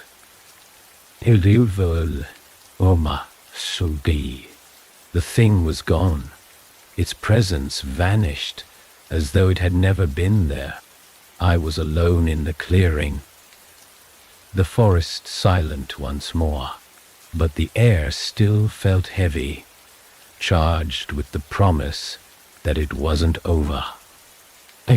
It was never going to be over. And to the other, the clearing was silent, but it was the wrong kind of silence, the kind that seemed to crawl under your skin and gnaw at the edges of your sanity. I knelt there, my knees pressing into the damp moss, trying to catch my breath, but the cold air sliced through my lungs like broken glass. My hands were trembling, fingers digging into the earth, as if grounding myself would stop. The spinning, the constant weight of it that lingered even though it was gone, or hiding. I didn't know how long I stayed there, hunched over like a wounded animal, waiting for the sound of snapping branches or that guttural growl to return. But nothing came. The only sound was the faint rustling of leaves in the breeze, a sound that felt hollow and wrong, like it didn't belong to this place. I forced myself to stand, every muscle screaming in protest. My legs felt like lead, my feet unsteady on the uneven ground. But I couldn't stay here. I couldn't let it trap me in this clearing, waiting for it to decide. The game was over. I took a step, then another, and my pulse quickened as I realized I had no idea where to go. The trees all looked the same, the mist thick and impenetrable, curling around the trunks like it was alive. The edges of the clearing seemed to stretch and warp as I moved closer, as if the forest was shifting, twisting itself into something that couldn't be mapped or escaped. The panic rose in my chest again, sharp and suffocating, but I swallowed it down. If I gave in to it, I was as good as dead. I scanned the edge of the clearing, looking for any sign, anything that would give me a direction to follow. That's when I saw it. Carved into the bark of one of the trees, just faint enough to be missed if you weren't looking closely, was a symbol. It was jagged, crude, as though it had been scratched into the wood with something sharp. The shape was simple, a circle with a cross slashed through it. but it radiated unease, the lines pulsing faintly as I stepped closer.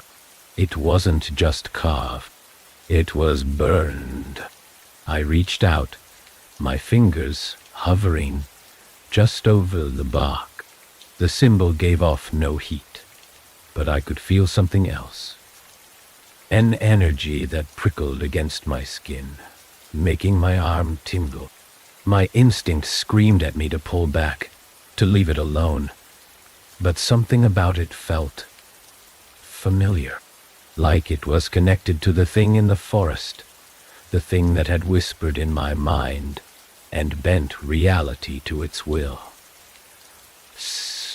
My hand brushed the symbol, and the world shifted. It wasn't a physical change, not exactly.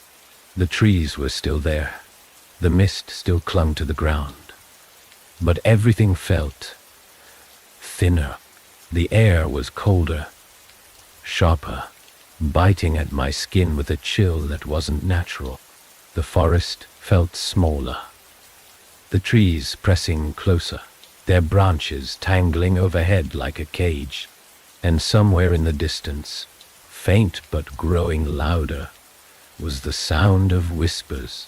I stumbled back, my chest tight as the whispers grew, overlapping and blending into something incoherent. They weren't in my head this time. They were in the air, moving toward me, wrapping around me like smoke. My heart pounded as I turned, my eyes darting between the trees, searching for the source. The forest responded. The trees groaned, their trunks bending and twisting as if alive. The ground beneath my feet trembled, the moss peeling back to reveal dark, slick earth that seemed to writhe with unseen movement.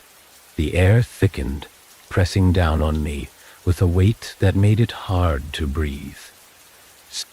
And then I saw it. At first it was just a shadow, barely visible through the swirling mist. But as it moved closer, its shape began to solidify. It wasn't like the thing from before.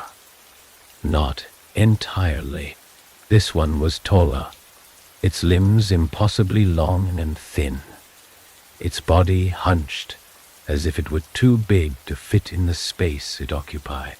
Its head was tilted to one side, a sharp, unnatural angle that made my stomach churn. Its face, or what passed for a face, was obscured, the mist clinging to it like a mask, but its eyes shone through.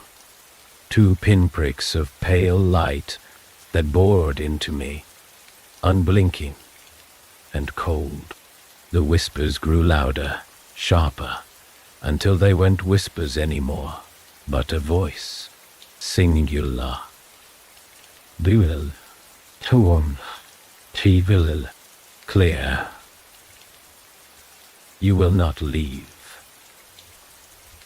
The words weren't spoken. They were given, pressed into my mind with a force that made me stagger back. My vision blurred, the edges of the world swimming as the weight of the voice bore down on me. My legs buckled, and I hit the ground hard. The breath knocked from my lungs. The thing stepped closer, its movements jerky, disjointed, like a marionette being pulled by invisible strings. The whispers returned, layering over the voice, creating a dissonance that made my ears ring. I tried to move, to crawl away, but the air around me was too thick, too heavy. It reached out, its hand, if you could call it that, elongating as it stretched toward me. Its fingers were thin, sharp, like branches stripped bare. The mist around them swirled, coiling like smoke, and as they drew closer, the chill intensified. sinking into my skin, into my bone. And then, a sound. It wasn't the whispers, or the voice, or the groaning of the forest. It was sharp, mechanical, a crackle, faint, but unmistakable. My head jerked toward the sound, and through the haze, I saw a faint flicker of light. It was small, barely visible, but it was enough. A flashlight. Someone was there. The thing stopped, its head snapping toward the light, its body tensing.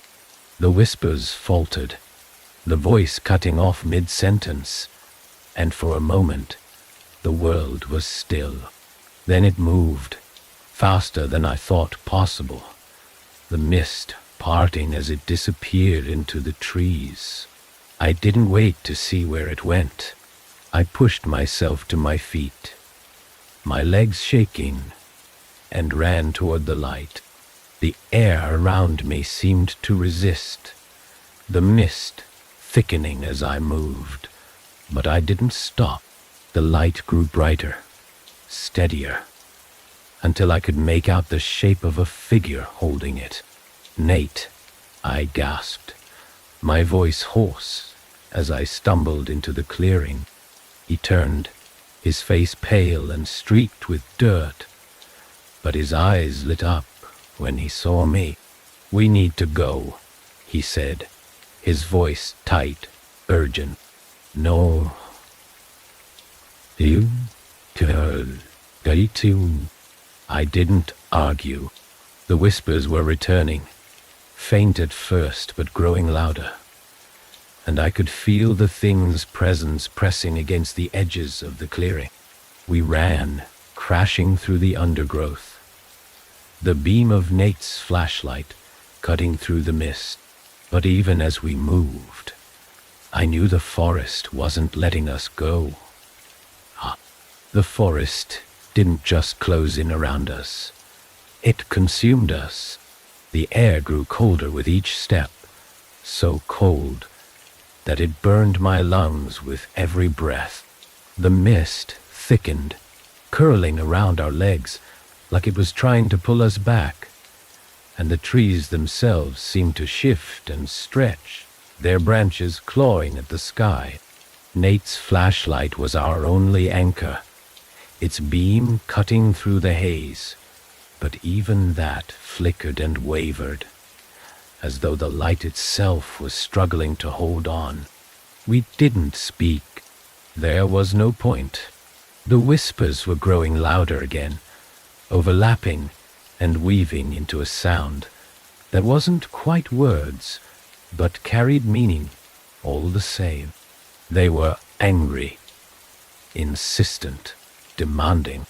The weight of them pressed against my skull, each step feeling harder, heavier, as though the forest itself was trying to crush me. Nate slowed, his head jerking back and forth as he scanned the path ahead. "We're going in circles," he muttered, more to himself than to me. His voice was tight, strained, and I could see the tension in his shoulders, the way his grip on the flashlight had tightened until his knuckles were white. He wasn't wrong. The trees all looked the same, their gnarled trunks twisted into unnatural shapes that seemed to leer at us as we passed. The ground beneath us was soft, almost spongy, and the faint scent of rot lingered in the air. I didn't recognize this part of the forest, but I didn't need to. The oppressive sense of wrongness was everywhere, seeping into my skin and settling in my bone. "We have to keep moving," I said, my voice trembling. It wasn't encouragement. It was desperation. If we stopped, even for a moment, I was sure the forest would swallow us whole. Nate nodded, his jaw tightening as he pushed forward, but I could see the exhaustion in his movements. We were both running on fumes, our bodies aching, our minds frayed. I didn't know how long we'd been running. Hours, days. Time didn't seem to exist here. All that mattered was the whispers, the cold, and the unrelenting sense that we were being watched. And then we found it. The clearing appeared so suddenly it felt like we had been dropped into it.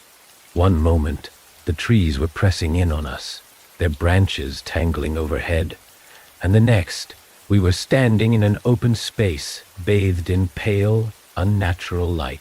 The mist thinned here, swirling lazily around our feet, and the air felt different, heavier, charged, like the moment before a lightning strike. At the center of the clearing stood a structure. It was ancient, its surface worn and cracked, as though it had been standing there for centuries. It wasn't large, just a few stone pillars arranged in a circle with a flat slab of rock at its center. But it radiated power. The air around it hummed faintly, the sound almost imperceptible, but I could feel it vibrating in my chest. "What the hell is this?" Nate whispered, his voice barely audible. I didn't answer. I couldn't. My eyes were locked on the symbols carved into the stone, their jagged lines pulsing faintly with a sickly green light. They were the same symbols I had seen on the tree earlier, but here they were larger, more intricate, their patterns weaving together into something that made my head throb just looking at it. Nate stepped forward, his movements slow and cautious, and I followed, my heart hammering in my chest. The whispers grew louder as we approached the structure, their tone shifting from anger to something almost pleading. The air grew colder still, and I could see my breath curling in the dim light. "It's a shrine," Nate said, his voice trembling. Or an altar." The word sent a shiver through me. There was something primal, something ancient about the structure, and I couldn't shake the feeling that we weren't supposed to be here. This was a place of power, a place where something had been bound, or buried, or... My thoughts were interrupted by a sound, a soft rhythmic tapping, like the drumming of fingers on stone. It came from the altar. "Envelop inyata, grindul, latselgu, pile." Nate froze, his flashlight beam sweeping across the clearing until it landed on the source of the sound. My stomach churned as I saw it. A hand. It was pale, almost translucent. The fingers impossibly long and thin. It rested on the edge of the altar, tapping softly, the movement slow and deliberate. My mind screamed at me to run, to get as far from this place as possible, but my legs refused to move. I could only watch as the hand began to rise, followed by an arm, then a shoulder, then a head. The thing that emerged wasn't human. It was tall, impossibly tall, its body contorted and angular, its skin stretched too tightly over its skeletal frame. Its face was featureless, a blank expanse of pale flesh, but its presence was suffocating. It radiated cold and malice, and the whispers in the air grew deafening. Nate took a step back, his flashlight trembling in his hand. The thing tilted its head toward him, its movements sharp and unnatural. And then it began to move, slowly, deliberately. It climbed down from the altar, its limbs bending at impossible angles. As it stepped into the clearing, the whispers turned into a roar, a cacophony of voices that made my ears ring and my vision blur. The thing's blank face turned toward me, and I felt its gaze, heavy and piercing. Even though it had no eyes, my knees buckled, and I hit the ground, the cold seeping into my skin as the weight of its presence crushed me. And then it spoke. The voice wasn't loud, but it was everywhere, filling the air and pressing into my mind. It wasn't a voice meant for human ears. It was ancient, layered, like 100 voices speaking at once. You will finish what they began. The words did make sense, but I felt their meaning all the same. This place, this altar, it wasn't just a prison. It was a doorway, and it was waiting to be opened. No, I gasped, my voice barely audible. I don't understand. The thing tilted its head again, and the whispers grew louder, more insistent. The ground beneath me began to tremble, the cracks in the stone widening as the green light flared, casting jagged shadows across the clearing. Nate shouted something, but his voice was lost in the chaos. The thing stepped closer, its elongated limbs stretching toward me, and I felt the pull, the same pull I had felt in the forest, in the clearing, in every step that had brought me here. It wasn't just physical, it was in my mind, my thoughts, dragging me toward the altar, toward the doorway. I clawed at the ground, my fingers scraping against the stone, but it was no use. The light grew brighter, the whispers louder, and the last thing I saw before the world went dark was the thing's blank, featureless face, its grin stretching impossibly wide. The darkness wasn't empty, it was alive, thrumming with a low, resonant hum that vibrated through my body. I couldn't see, couldn't move, but I could feel. The cold was unbearable, a searing chill that sank deep into my bones, into the very core of me. My mind screamed, desperate to wake up, to escape, but there was no escape. The darkness held me like a vice, its grip unrelenting. The hum grew louder, shifting into whispers that slithered through the void, curling around me like smoke. They weren't words, at least not ones I could understand, but their meaning was clear. They were calling me, demanding me. Hi, you were chosen.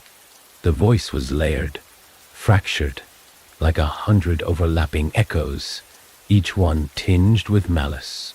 It filled my head, pushing out my thoughts, replacing them with fragments of something ancient and incomprehensible. Images flashed in the void, glimpses of the altar, the twisted symbols, the thing that had crawled from the stone, and then something else. A door. It was massive, carved from black stone, and etched with the same pulsing green symbols that had been on the altar. The edges shimmered faintly, as though it were more shadow than substance, and it radiated a presence so overwhelming that my chest tightened. It wasn't just a door. It was a wound, a fracture in the fabric of reality, and I could feel the thing on the other side. It wasn't alone. The whispers grew louder, more insistent, and the darkness around me began to shift. The void fractured, the cracks spreading outward like lightning, each one pulsing with that sickly green light. The hum turned into a roar, and I felt myself being pulled, dragged toward the door. I tried to fight it, clawing at the nothingness, but there was nothing to hold on to.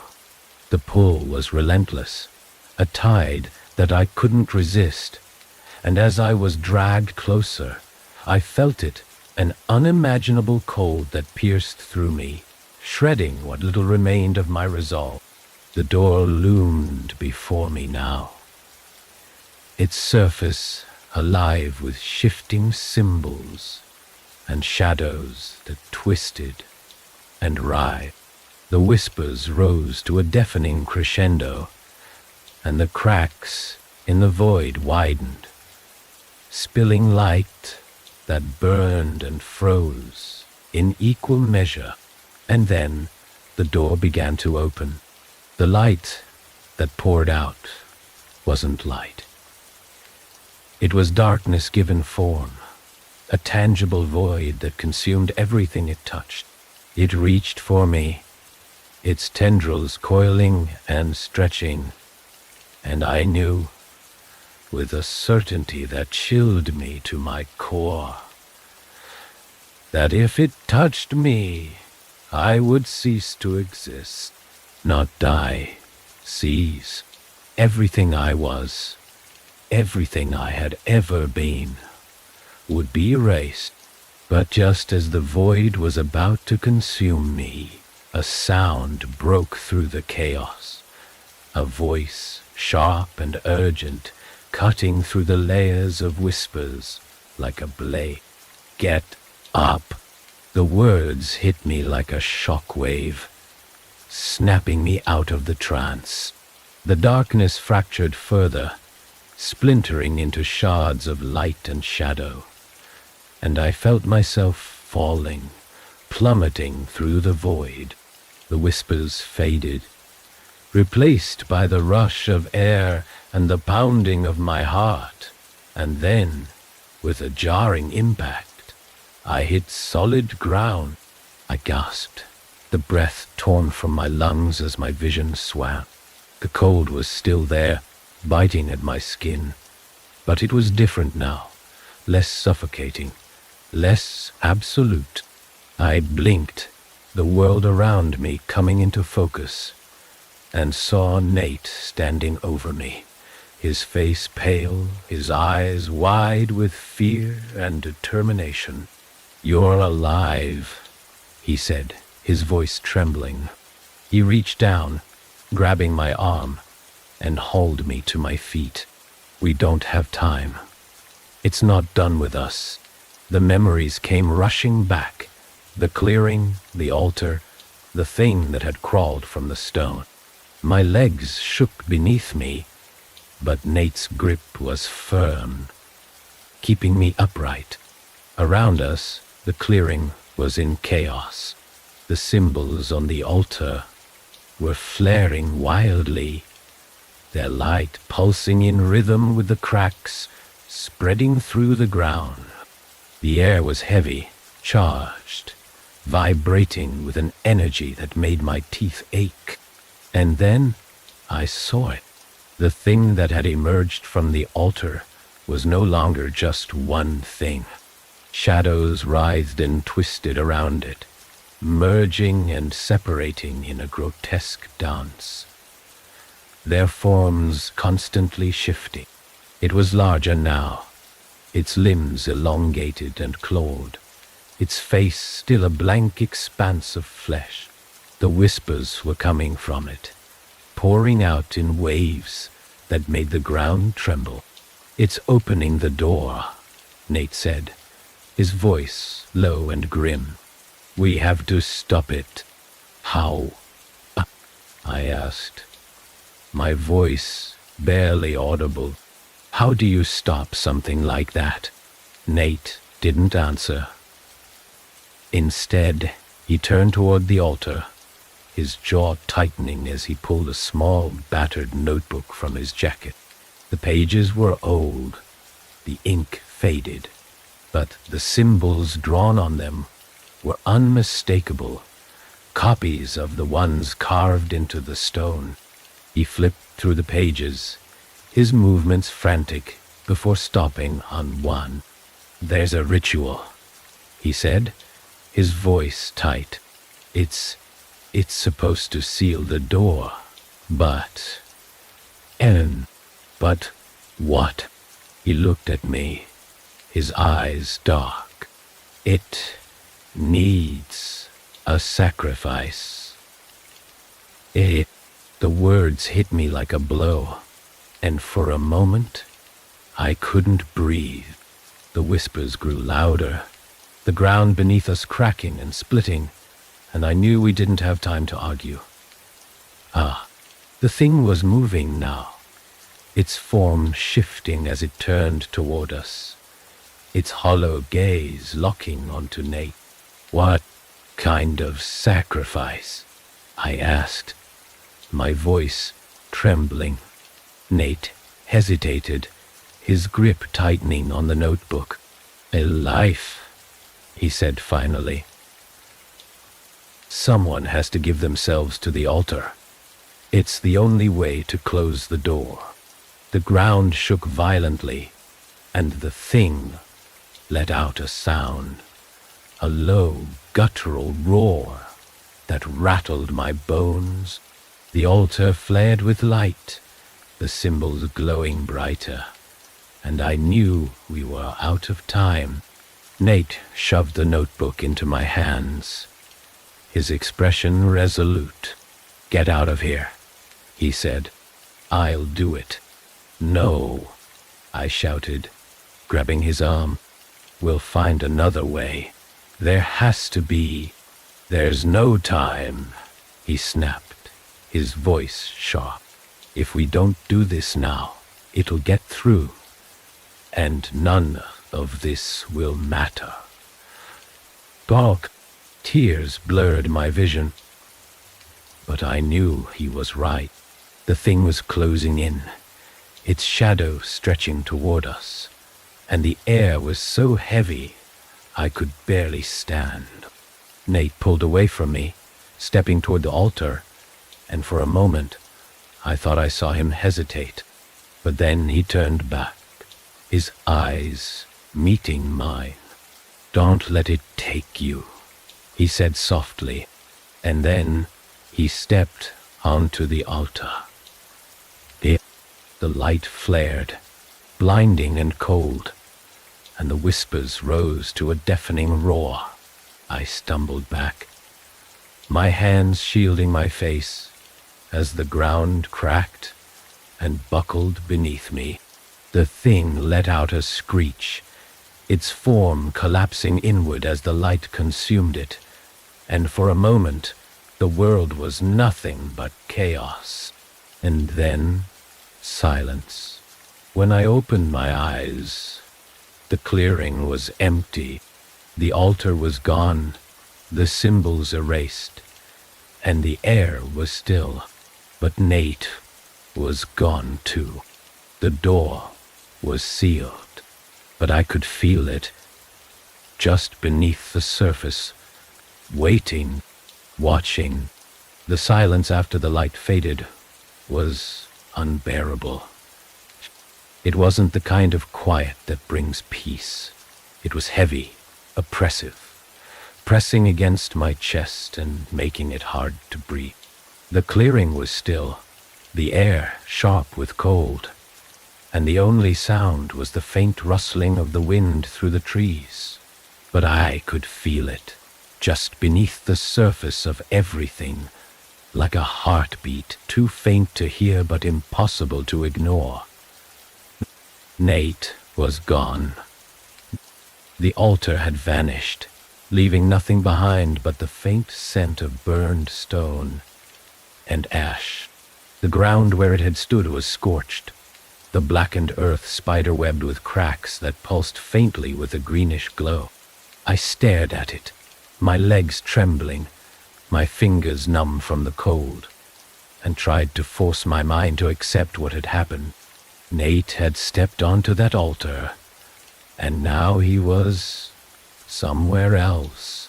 Gone. Or worse. I sank to my knees, the moss damp and cold beneath me, and pressed my hands against the earth, as though touching it might make it real. But the moment my palms met the scorched ground, I recoiled, a sharp pain shooting up my arms. It wasn't hot, it was freezing, the kind of cold that felt alive, writhing under my skin. I jerked back, my breath hitching, and scrambled to my feet. The whispers were gone, the air no longer thrumming with their insistent pull, but the weight of their absence was just as suffocating. The forest around me was no longer shifting, no longer twisting itself into impossible shapes, but it didn't feel normal. The trees still loomed too high, their branches tangled and skeletal, and the mist that clung to the ground seemed thicker, heavier. I needed to leave. Whatever had happened here, whatever Nate had done to seal that thing away, the forest hadn't forgotten me. I could feel its eyes, or whatever passed for eyes in this place, on me. Watching, waiting. It wasn't over. Not yet. I turned, my legs shaking as I stumbled toward the edge of the clearing. The path that had brought us here was gone, swallowed by the forest. But there was something ahead, a faint glimmer of light cutting through the mist. It wasn't natural. It pulsed faintly, almost like the symbols on the altar had, but its glow was softer, warmer. I didn't trust it, but it was the only thing in this cursed forest that didn't feel like it wanted to consume me. I moved toward the light, my steps unsteady, my breaths sharp and shallow. The air grew colder as I walked, and my muscles ached with every movement, but I didn't stop. The forest was too quiet now, its silence broken only by the occasional crack of a branch beneath my boots. Each sound made me flinch, my eyes darting toward the shadows, expecting them to move, but they didn't. Not yet. The light grew brighter as I approached, and soon I could see its source. It was a lantern, old and weathered, hanging from a low branch. Its glow flickered faintly, casting long shadows across the ground.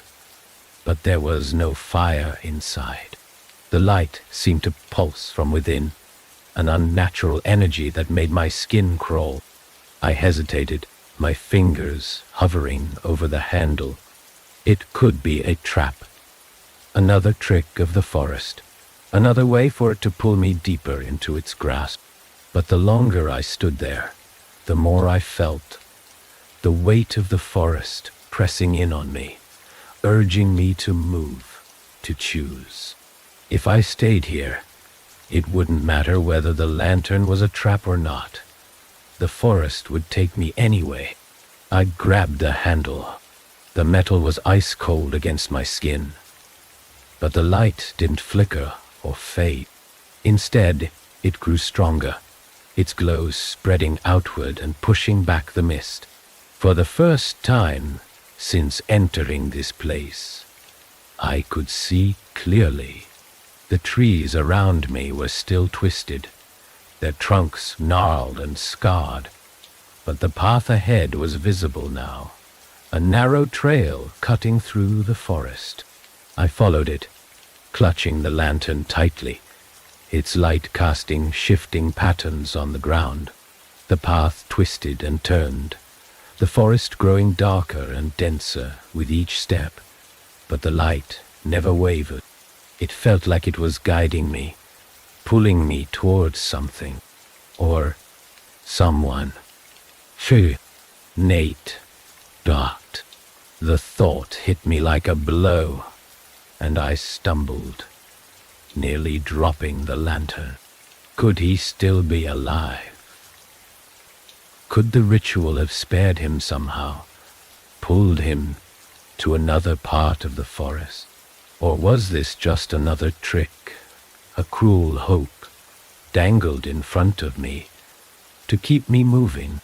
I didn't know, but I couldn't stop. The trail led me to another clearing, smaller than the first, its center dominated by a massive tree.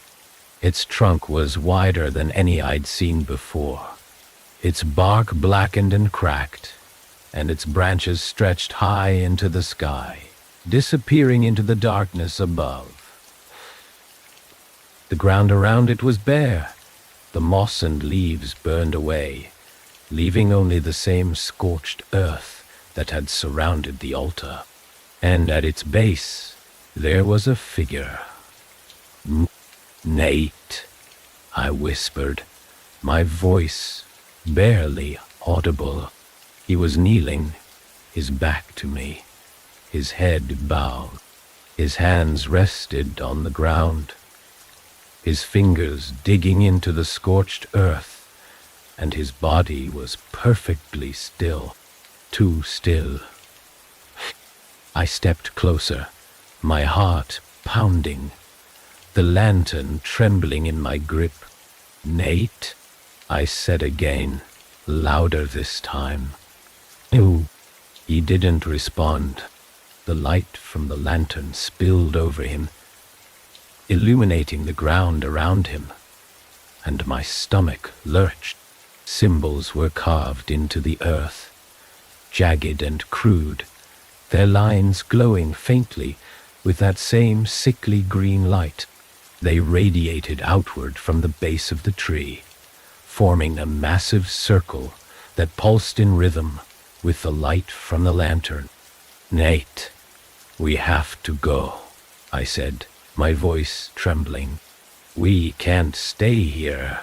He moved, slowly, almost imperceptibly, his head tilted upward, his body stiff as though it was being pulled by invisible strings. And then he turned. It wasn't Nate. The face was his. But it was raw.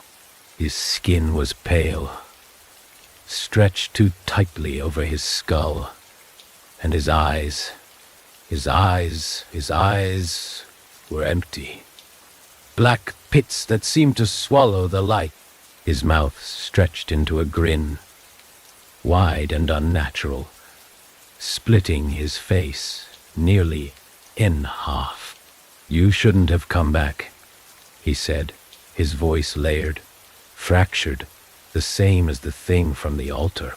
I stumbled back, the lantern slipping from my grasp and hitting the ground with a dull thud.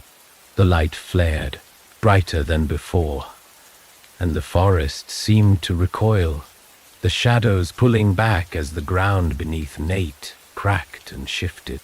The tree behind him groaned, its branches bending and twisting, and I realized with a sickening certainty that it wasn't just a tree. It was alive, and it was waking up.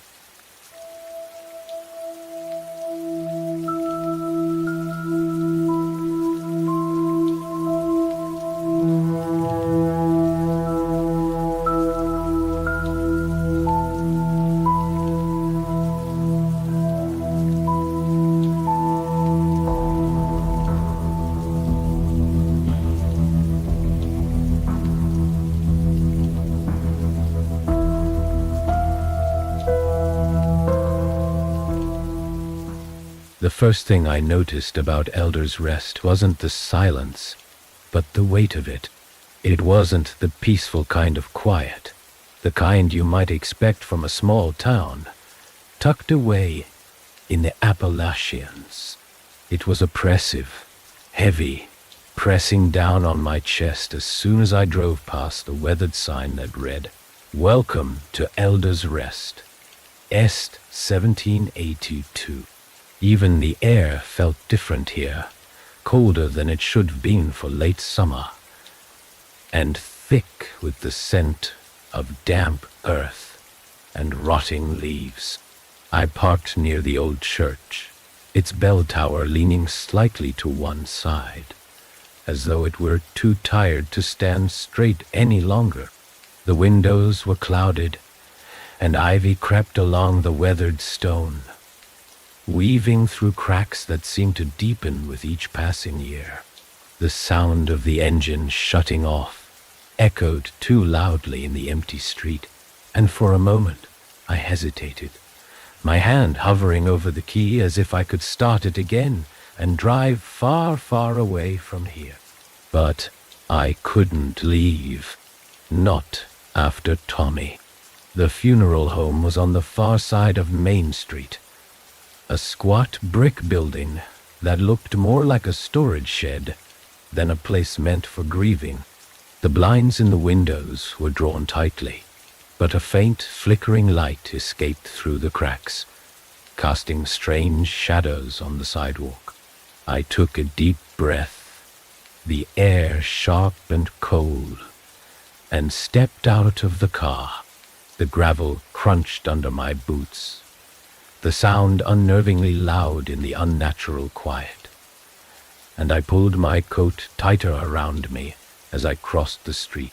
The others were already inside. I could hear their hushed voices drifting through the heavy oak door, mingling with the faint hum of fluorescent lights. For a moment, I stood there, hand on the doorknob, unable to bring myself to go in. My mind flickered back to the last time I'd seen Tommy, years ago, laughing and carefree, with a spark in his eyes that made it impossible not to smile when he did. Now, that spark was gone, snuffed out like a candle left too long in the wind, and no one knew why. The door creaked as I pushed it open, the sound cutting through the quiet like a knife. Inside, the air was warmer but no less oppressive, carrying the faint, cloying scent of lilies, and something more bitter, like mildew. Like mildew? Rachel was the first to look up. Her eyes, red-rimmed and glassy. She sat stiffly in one of the folding chairs near the front, her hands clutching the edge of the seat so tightly her knuckles were white. Ben stood near the corner, his arms crossed, his gaze fixed on the floor, as though he couldn't bring himself to look at the casket. Chris hovered near the far wall, his face pale and drawn. He glanced at me briefly when I entered but said nothing, his shoulders hunched as though bracing for a storm. The room was small, too small for the weight of what we were carrying, and the casket at the center seemed to take up more space than it should have. Its dark wood gleaming dully under the flickering fluorescent light. I forced myself forward, my legs heavy, my chest tight. The air seemed thicker here, pressing down on me with every step. And when I finally reached the casket, I couldn't look away. Tommy's face was pale, waxy, too still. It didn't look like him. Not really. The spark that had made him Tommy was gone, replaced by something hollow, something that made my stomach twist and my pulse race. The silence deepened, thick and suffocating, and for a moment I thought I heard something.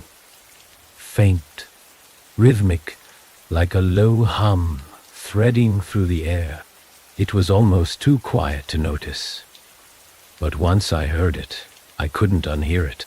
It seemed to come from everywhere, and nowhere at once, vibrating through the floor and up into my legs. I glanced around, but no one else seemed to notice. Rachel's head was bowed, her shoulders trembling, and Ben was still staring at the floor.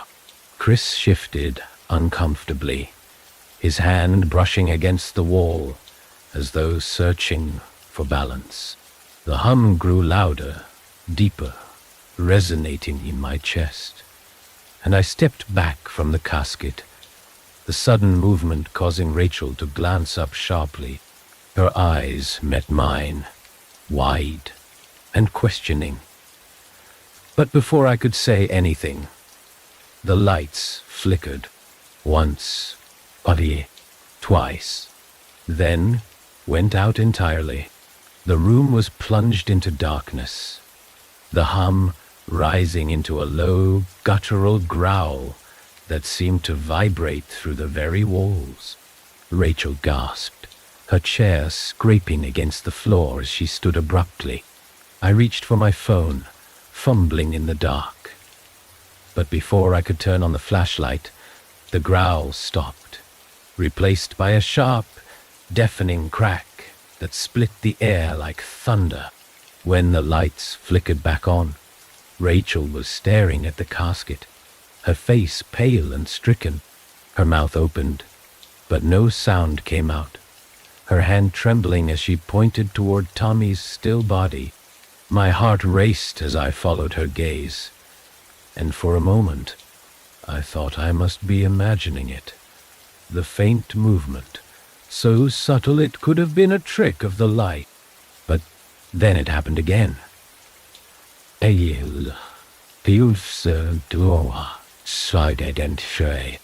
A twitch, the smallest flicker of motion in Tommy's hand, his fingers curling slightly before falling still once more.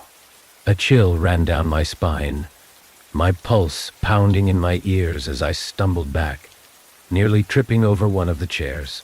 The others were frozen, their faces pale, their eyes wide with disbelief. And then, as if on cue, the lights flickered again, plunging us into darkness once more. This time, the growl was louder, deeper, and it wasn't alone. Whispers filled the room, faint and fragmented, overlapping and chaotic, threading through the air like 1,000 voices speaking at once. The ground beneath us trembled, and the oppressive weight in my chest grew heavier, making it hard to breathe. I couldn't see anything, but I could feel it, something moving in the dark, something cold and heavy, pressing against me from all sides. The whispers grew louder, more frantic, blending into a single guttural tone that vibrated through my skull and made my vision blur. My phone slipped from my hand, clattering to the floor, and I reached out blindly, my fingers brushing against Rachel's arm. "Run," I whispered, my voice trembling, barely audible over the cacophony of sound. And the whispers stopped.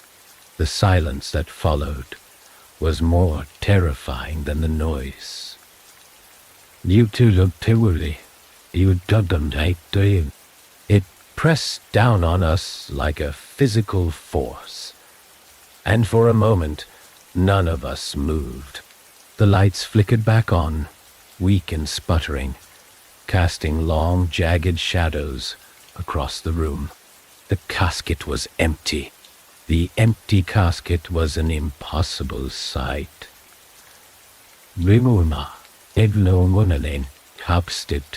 My mind tried to rationalize it, to make sense of something that defied explanation. but nothing stuck. My breath hitched, each inhale sharp and cold, as though the air itself had turned against us. The room seemed to shrink, the walls closing in, shadows pooling unnaturally in the corners, thick and alive. I forced myself to look away from the hollow space where Tommy's body should have been. But the image was burned into my vision, seared there like a brand. Rachel's sharp gasp broke the silence. "Emdu." "Ah." She stumbled backward, her hand pressed to her mouth, eyes wide and glassy. "This isn't," she choked, her voice breaking. "This isn't happening." The ground beneath us vibrated faintly, a rhythmic tremor that felt almost alive, like the earth was breathing. I froze, my heart pounding in my ears. As the tremor grew stronger, radiating outward in uneven pulses, the lights above flickered, dimming slightly, and the shadows along the walls seemed to stretch and twist, their edges sharp and jagged. It was subtle at first, so faint that I thought it might be my imagination, but then I saw it. Movement in the corner of my vision, too deliberate to ignore. I turned sharply, my eyes scanning the room, but there was nothing there, just the shadows, still and dark, clinging to the corners like oil spilled on water. Yet I couldn't shake the feeling that we were being watched, that something was here with us, unseen and waiting. Ben was the first to move, his hands clenching into fists at his sides as he stepped toward the casket. "This is a prank," he said, his voice tight with anger, though I could hear the tremor underneath. Some sick joke. It has to be." He reached for the edge of the casket, his fingers curling over the polished wood, and leaned forward as if expecting Tommy's body to materialize out of thin air. "Don't," I said, my voice barely above a whisper. But he didn't listen. He grabbed the lid of the casket and lifted it higher, peering inside. The empty interior stared back at him, pristine and undisturbed, as though no body had ever been there to begin with. "Z," he said, turning to face us, his expression somewhere between disbelief and fury. "It's empty. It's all." The lights went out. The darkness was instant and complete, swallowing the room in a suffocating void. The air grew colder, sharper, biting at my skin as the whispers returned, faint and fragmented, threading through the silence like 1,000 voices speaking just out of reach. My chest tightened, my pulse hammering in my ears as the rhythmic tremor beneath us grew stronger, more deliberate, like footsteps echoing from deep within the earth. Rachel whimpered softly, and I reached out blindly, my fingers brushing against her arm.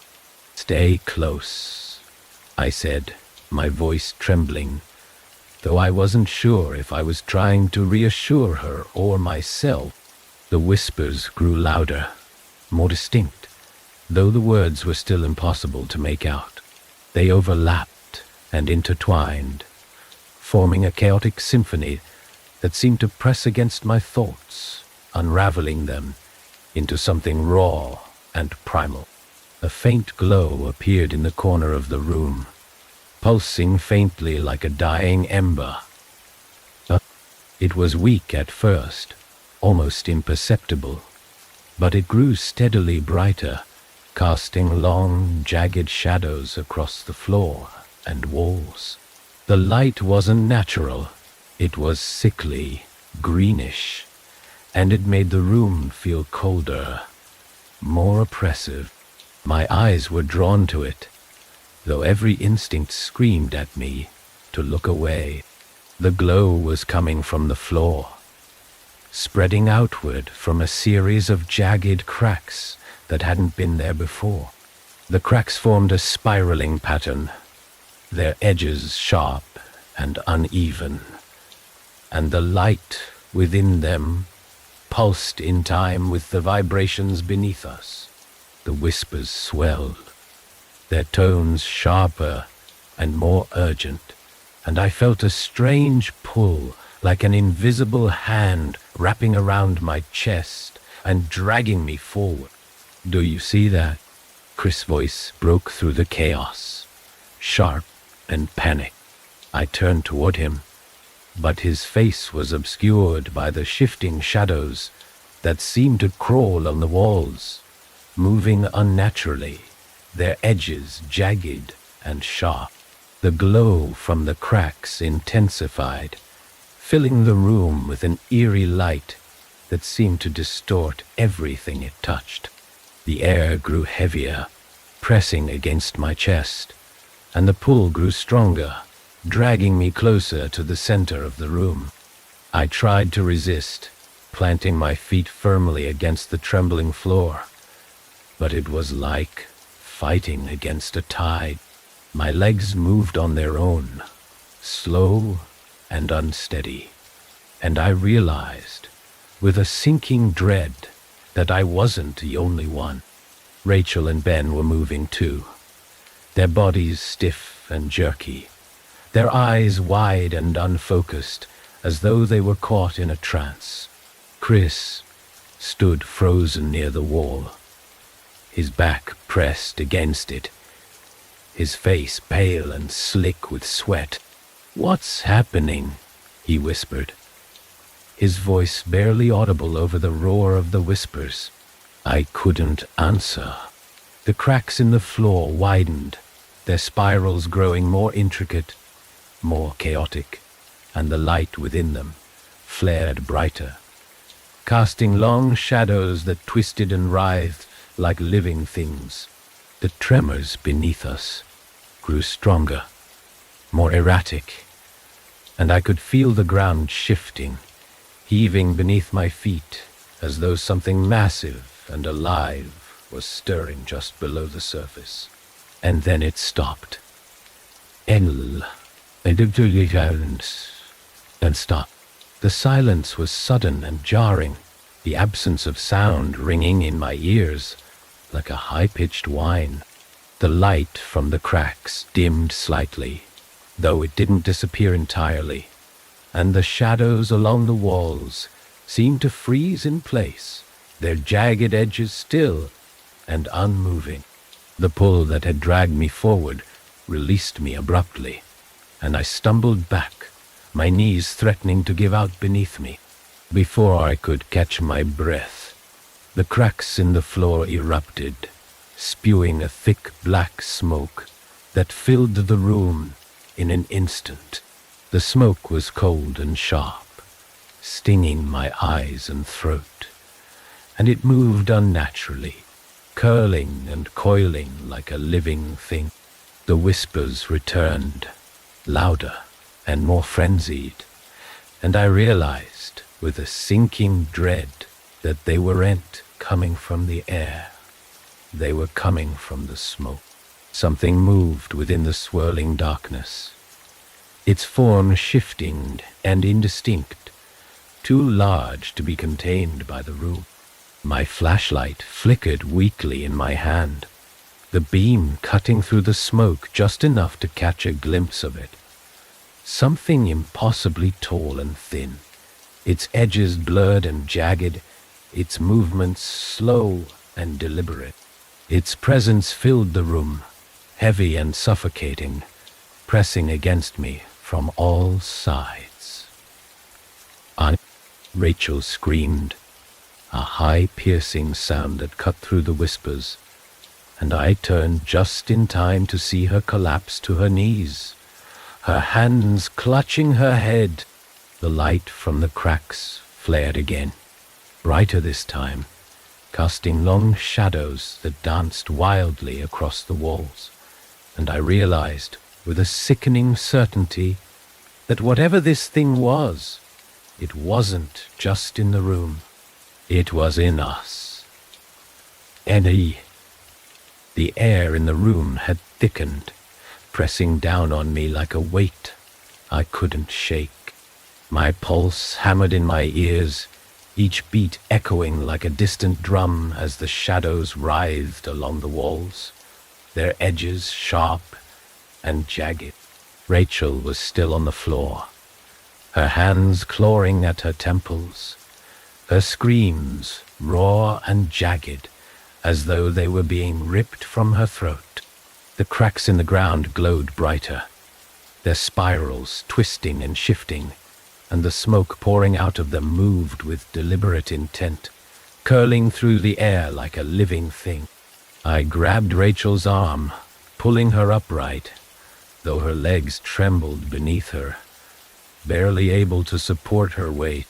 Her eyes were wild, unfocused, darting to places where there was nothing to see, and her breaths came in short, ragged gasps. "It's in my head," she whispered hoarsely, her voice barely audible over the hum that had replaced the silence. "I can hear it." I didn't ask what she meant. I could feel it too, a faint, insistent pull threading through my thoughts, burrowing into my mind like tendrils wrapping around my skull. It wasn't loud, but it was there, a presence just beneath the surface, pressing against my thoughts like a cold, unrelenting pressure. I tightened my grip on her arm, my own hands trembling as I turned toward the others. Ben stood frozen near the shattered casket, his face pale and slick with sweat. His lips were moving, forming silent words I couldn't hear, and his eyes were fixed on something just beyond the edges of the light. Chris was further back, his body pressed against the wall, his flashlight flickering weakly in his trembling hand. His face was a mask of terror, his breaths shallow and uneven, as though the air had turned to smoke in his lungs. The room trembled again, a deep, guttural vibration that resonated through the floor and into my legs, making my knees buckle. The glow from the cracks pulsed brighter, casting long shadows across the walls, and the whispers returned, sharp and chaotic, threading through the air like 1,000 voices speaking at once. My chest tightened, my breath catching as the pull grew stronger, dragging me toward the center of the room, toward the spiraling cracks that seemed to stretch endlessly into the dark. "Don't let it take you." The words came from Chris, his voice strained and trembling. His flashlight beam cut through the thick smoke, but the light did nothing to dispel the shifting darkness that surrounded us. "Fight it. You have to fight it." The words barely registered. The pull was relentless, dragging me forward, step by step, my legs moving against my will. I tried to plant my feet, to resist, but the ground beneath me seemed to shift and tremble, unsteady and alive.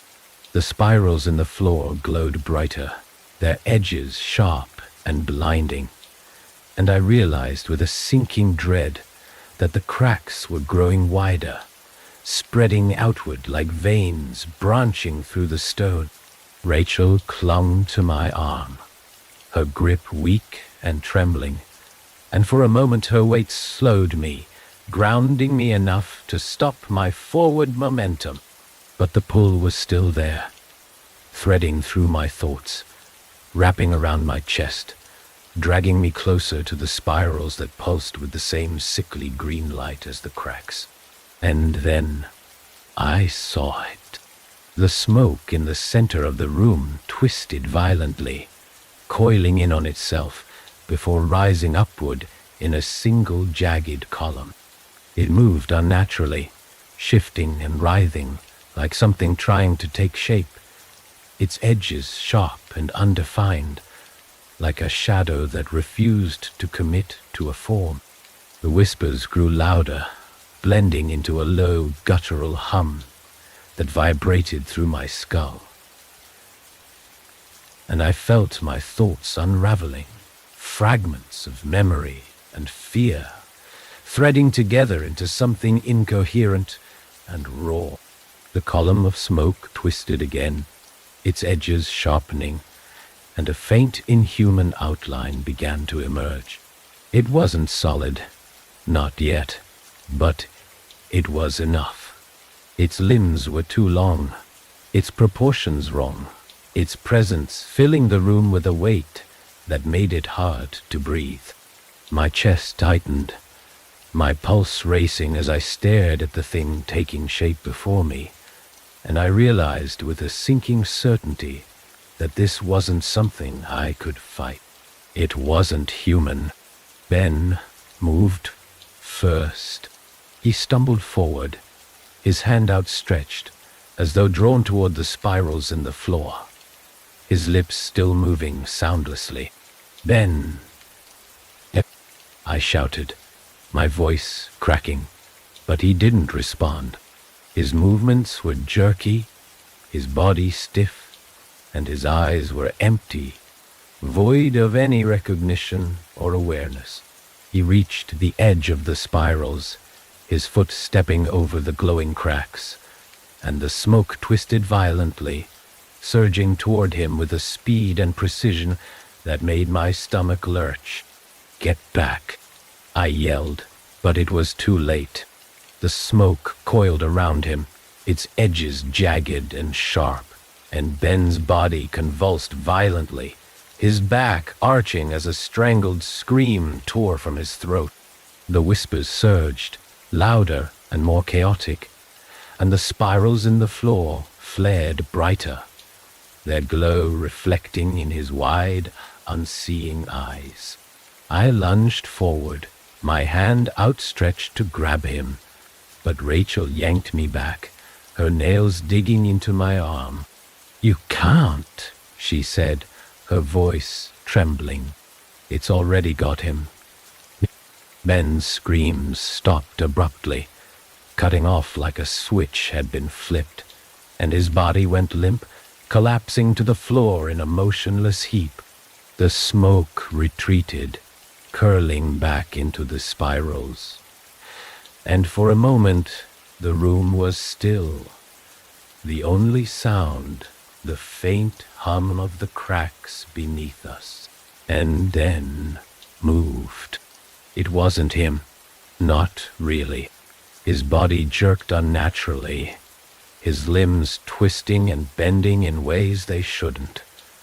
And when he lifted his head, his eyes were empty, dark and hollow, like something had scooped out whatever had once been there and replaced it with nothing. His mouth opened, but no sound came out, only the faint guttural hum that vibrated through the air. The pull grew stronger, dragging me forward again, and I realized with a sickening certainty that the thing in the spirals wasn't done. It wasn't just taking Ben. It was coming for all of us. "Run," Chris said, his voice low and desperate. And this time, I listened. I grabbed Rachel's arm and pulled her toward the passageway, my legs trembling beneath me as the pull fought against every step. Chris was ahead of us, his flashlight beam bouncing wildly off the walls as he stumbled through the thickening smoke. The whispers followed, louder and more insistent, threading through the air like tendrils, pulling at the edges of my thoughts. The passage narrowed as we ran, the walls closing in, their rough surfaces scraping against my shoulders.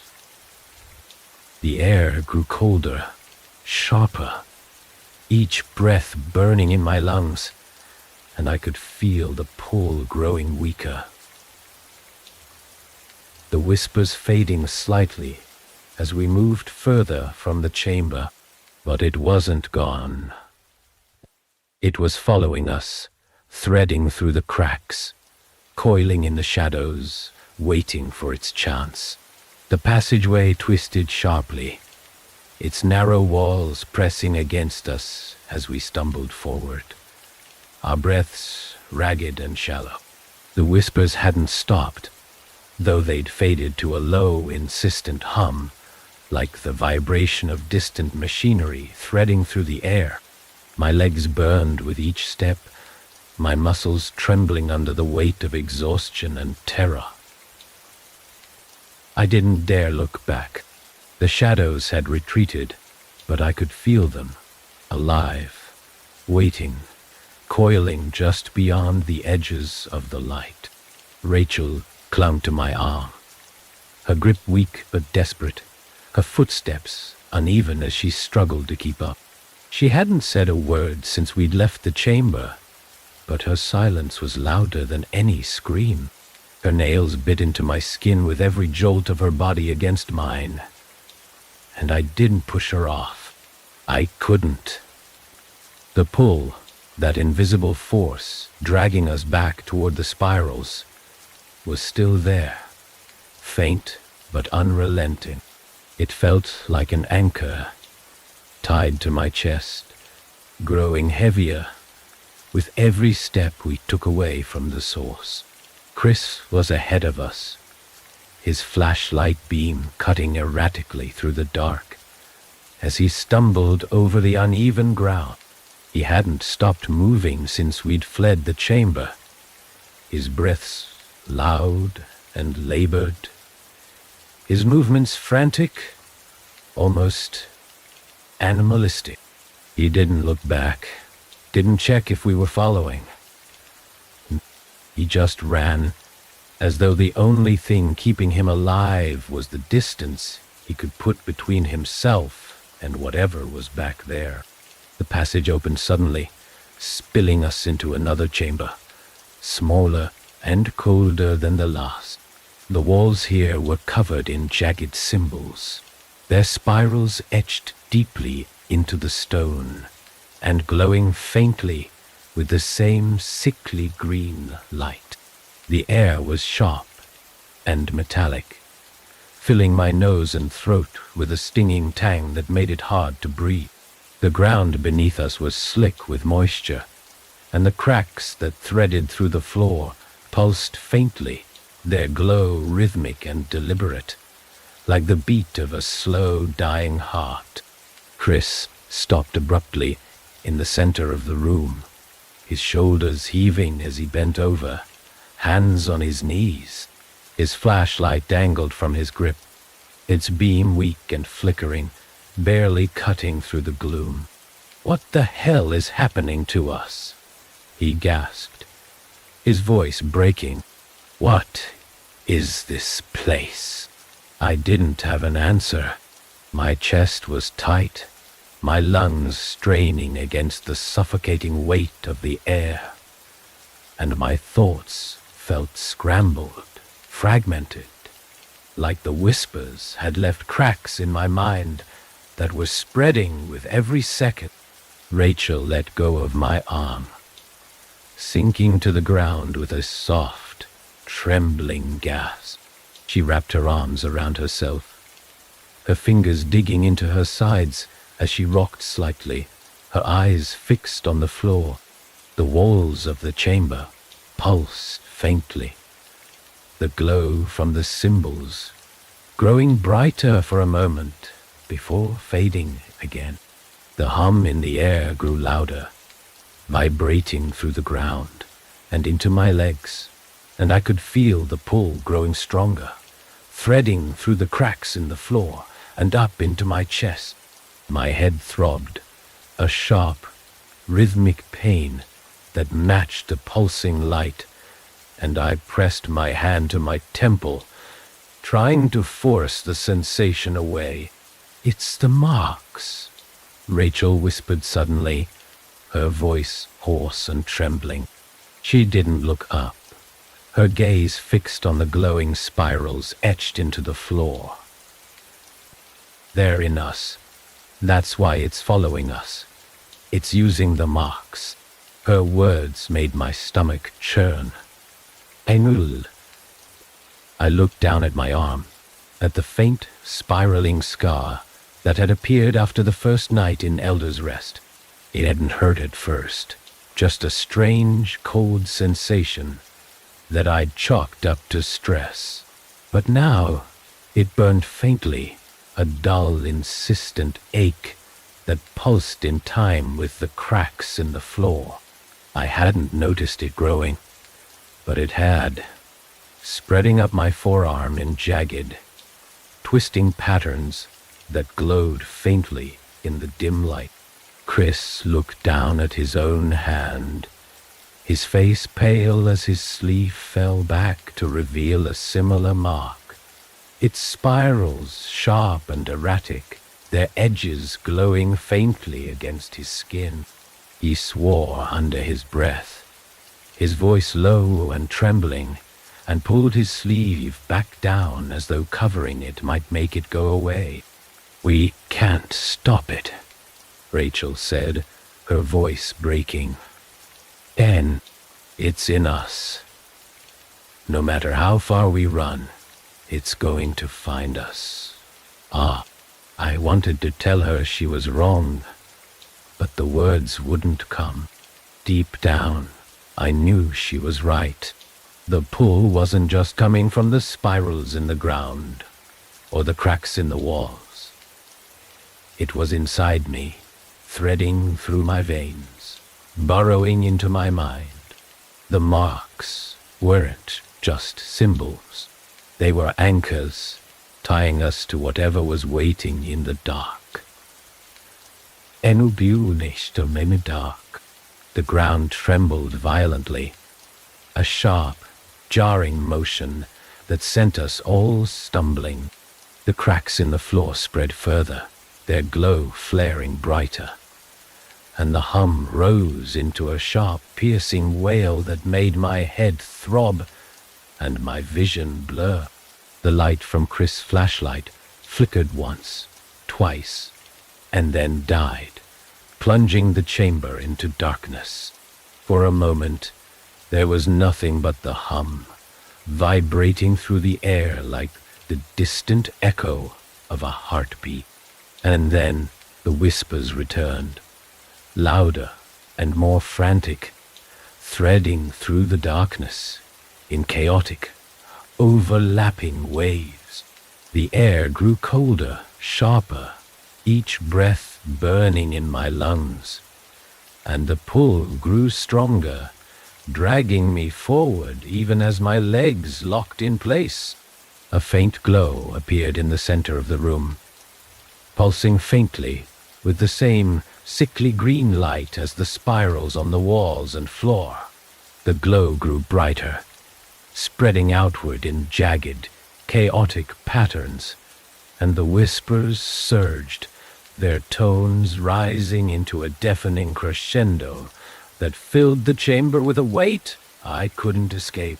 And then it rose. Moi. And then it rose. The smoke twisted violently, coiling on itself before rising upward in a single, jagged column. Its edges were sharp and undefined, its form shifting and writhing like something trying to break free. The whispers grew louder, more distinct, threading through the air like tendrils, pulling at my thoughts, unraveling them into raw, jagged fragments. The glow from the spirals flared brighter, casting long, jagged shadows that danced across the walls. and I realized with a sickening certainty that the thing in the center of the room wasn't just smoke. It was alive. It was alive, and it was looking at me. The thing rising from the center of the chamber was both there and not. Its form shifted constantly, never settling into a shape I could comprehend, its edges blurring and fracturing like shattered glass trying to reassemble itself. The glow from the spirals on the floor flared brighter, illuminating the jagged cracks that spread outward like veins, pulsing in time with the whispers that filled the air. My mind throbbed with the sound, each fragment of its unnatural chorus slicing into my thoughts and leaving only fear in its wake. Rachel clung to me, her body trembling violently, her breaths shallow and uneven. She was whispering something under her breath, repeating it over and over like a prayer or a plea. But her words were drowned out by the relentless hum that vibrated through the chamber. Chris stood frozen near the wall, his face pale, his eyes wide and unfocused, as though he'd already given in to whatever this thing was. The air was heavy, sharp, laced with the metallic tang of blood, and something deeper, something that burned with every inhale. I could feel the pull growing stronger, threading through my veins, dragging me closer to the spirals. My legs moved without my consent, each step slow and jerky, like I was a marionette being yanked forward on strings I couldn't see. I tried to fight it, to plant my feet and resist, but the ground beneath me wasn't solid anymore. It shifted and trembled, alive with the same unnatural rhythm as the thing towering above us. The glow intensified, casting long, jagged shadows across the walls. And I saw the marks on my arm flare to life, their spirals glowing brighter, hotter, burning into my skin like fire. I cried out, clutching at my arm, but the marks didn't fade. They pulsed with the same rhythm as the spirals on the floor, as though they were connected, tied to whatever was happening here. Rachel's grip tightened, her nails digging into my skin. "It's feeding," she choked out, her voice barely audible over the roar of the whispers. "It's using us." Her words hit like a blow to the chest. I looked down at the spirals on the floor, at the way the cracks seemed to pulse brighter whenever the whispers rose, and I realized she was right. The pull I'd felt since we'd entered this place wasn't just dragging us closer. It was drawing something out of us, siphoning it into the spirals, into the thing rising from the center of the room.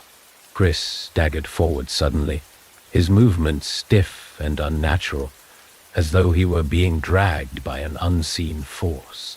His eyes were wide, unfocused, his expression blank as he crossed the chamber, his feet moving in time with the pulsing light. "Chris," I shouted, my voice cracking, but he didn't respond. He didn't even flinch. He was moving toward the spirals, toward the thing that was waiting for him. I let go of Rachel and lunged forward, grabbing Chris's arm and yanking him back with all the strength I had left. He stumbled, his body jerking violently as though he were fighting against something invisible. And for a moment, his eyes flickered with recognition. "Don't let it take me," he whispered, his voice raw and broken. "Please." pulped. Before I could respond, the ground beneath us shook violently, a sharp, jarring motion that sent us both crashing to the floor. The spirals flared brighter, blindingly bright, and the whispers rose into a deafening scream that seemed to pierce through my skull. I pressed my hands over my ears, my vision blurring as the thing in the center of the chamber moved closer, its form shifting and expanding, filling the room with its presence. Rachel screamed, her voice raw and desperate, and I turned to see her being dragged toward the spirals, her feet scraping against the ground as she clawed at the floor. The shadows had her, their tendrils wrapping around her legs, pulling her closer to the glowing cracks. I scrambled toward her, my hands slipping on the wet stone as I reached for her arm. The tendrils coiled tighter, their edges sharp and jagged, slicing into her skin and leaving dark streaks of blood in their wake. Rachel's screams turned into choked sobs as the marks on her arm flared brighter, their spirals twisting and writhing like they were alive. "Don't let it take me," she cried, her voice cracking, and I grabbed her arm, pulling with everything I had. The shadows resisted, their tendrils snapping and writhing as they tried to pull her away. But I held on, my fingers digging into her skin. My own marks burned hotter, the pain searing through my arm and into my chest. But I didn't let go.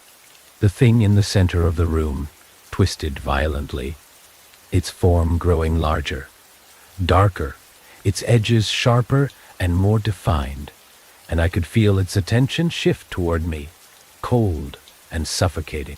The ground beneath us cracked open, a deep, jagged fissure that pulsed with blinding green light, and the tendrils recoiled suddenly, releasing Rachel with a wet, snapping sound.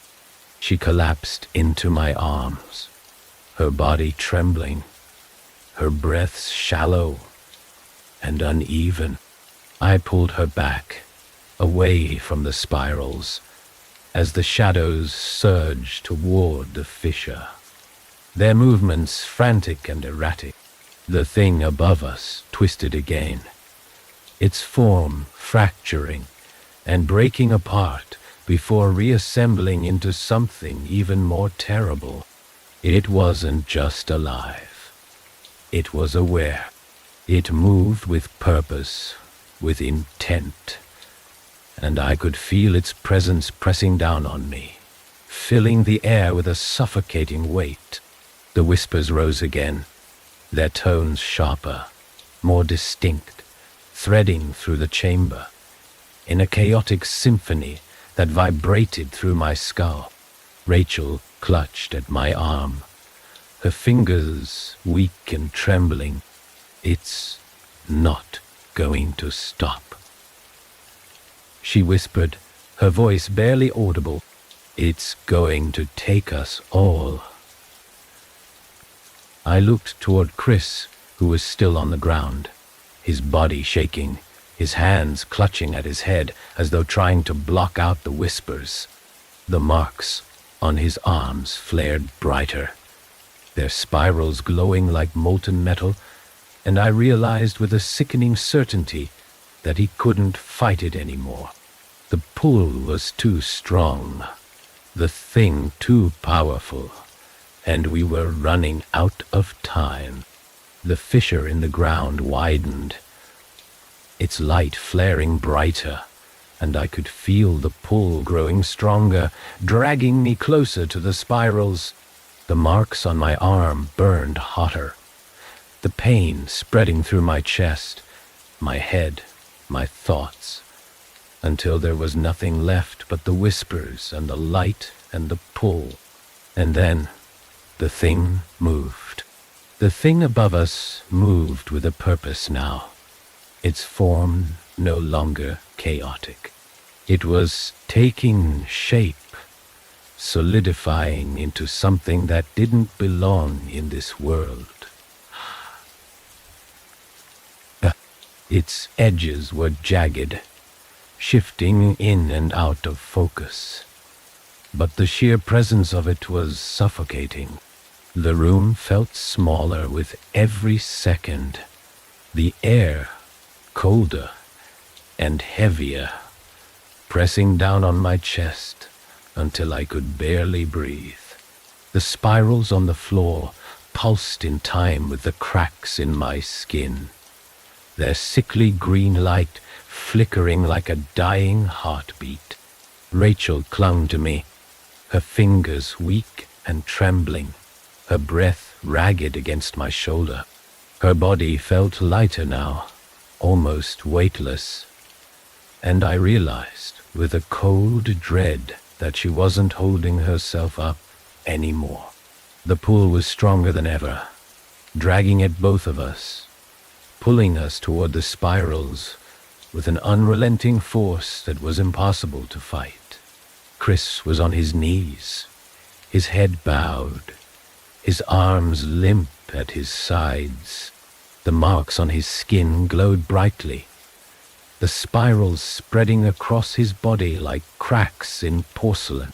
He wasn't moving anymore, not even trembling, just staring blankly at the ground as though he'd already surrendered.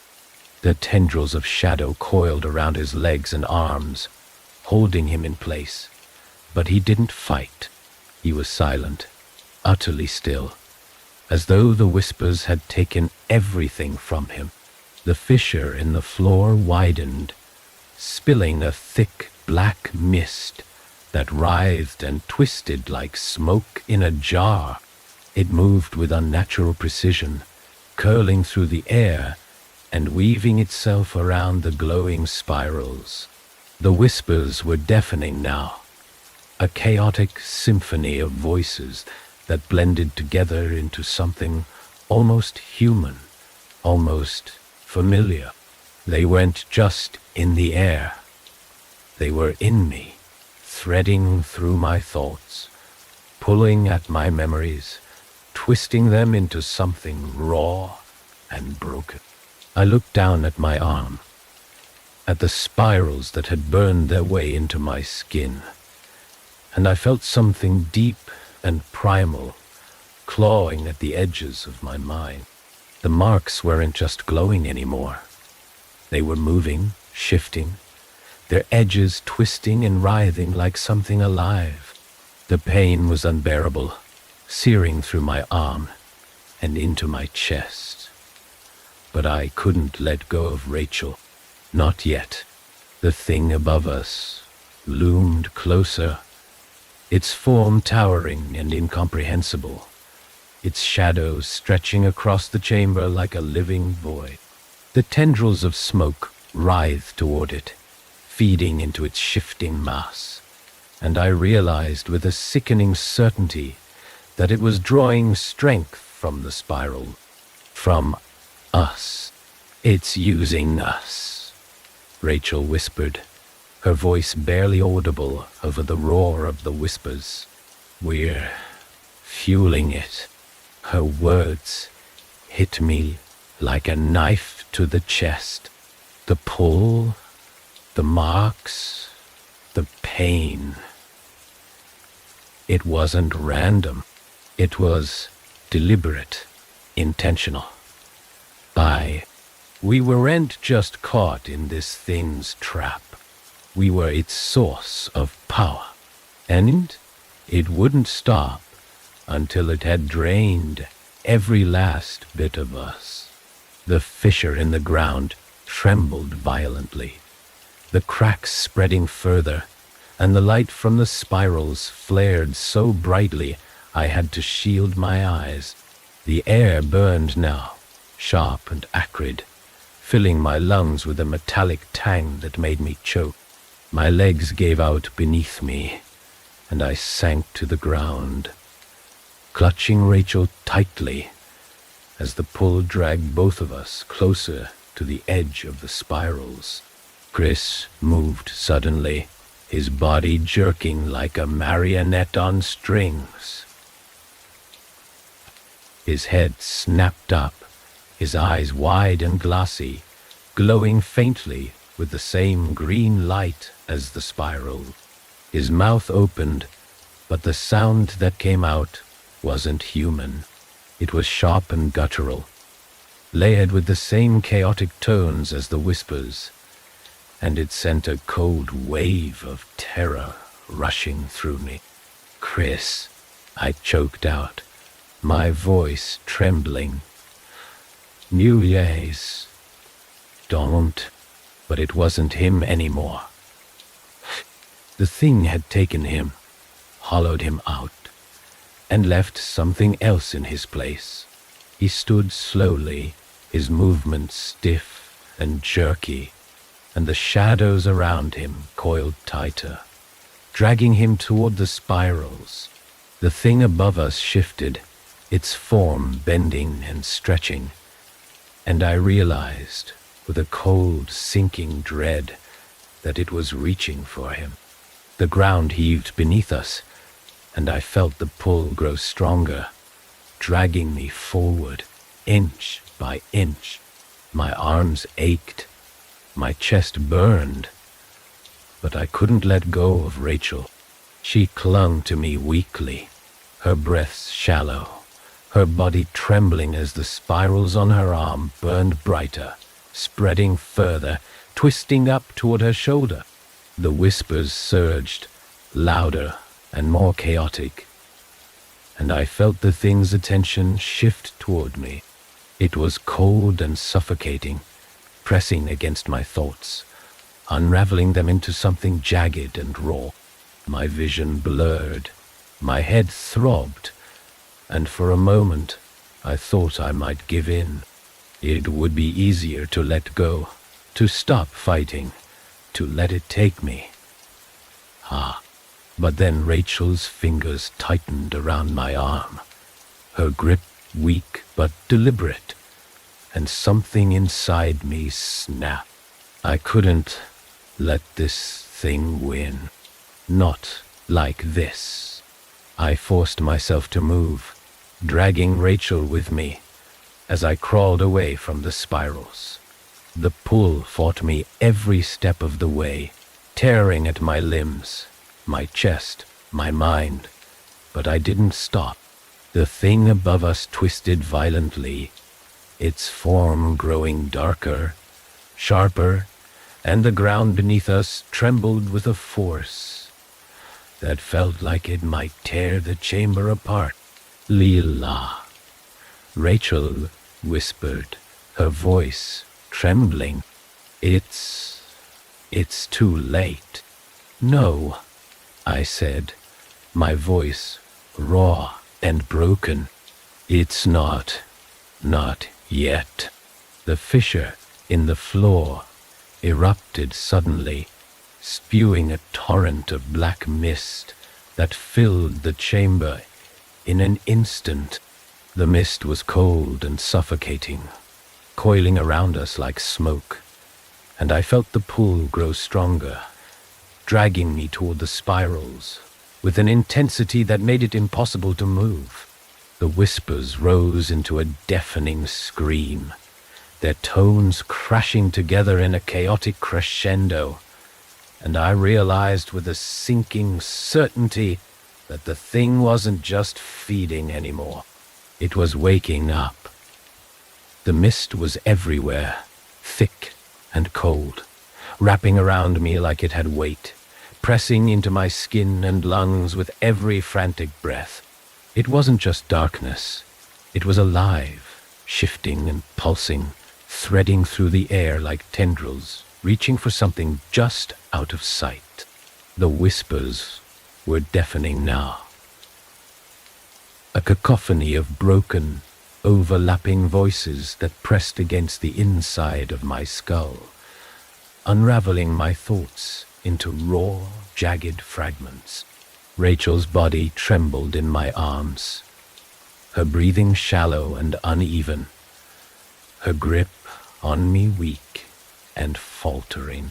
The spirals on her skin burned brightly now, their edges jagged and shifting, spreading further with every pulse of the fissure. I could feel the heat radiating from her, searing against my chest where I held her, and I knew she didn't have much time left. None of us did. The thing above us had taken form, a towering, jagged mass of shadow and light, its edges constantly shifting, bending and breaking in ways that hurt to look at.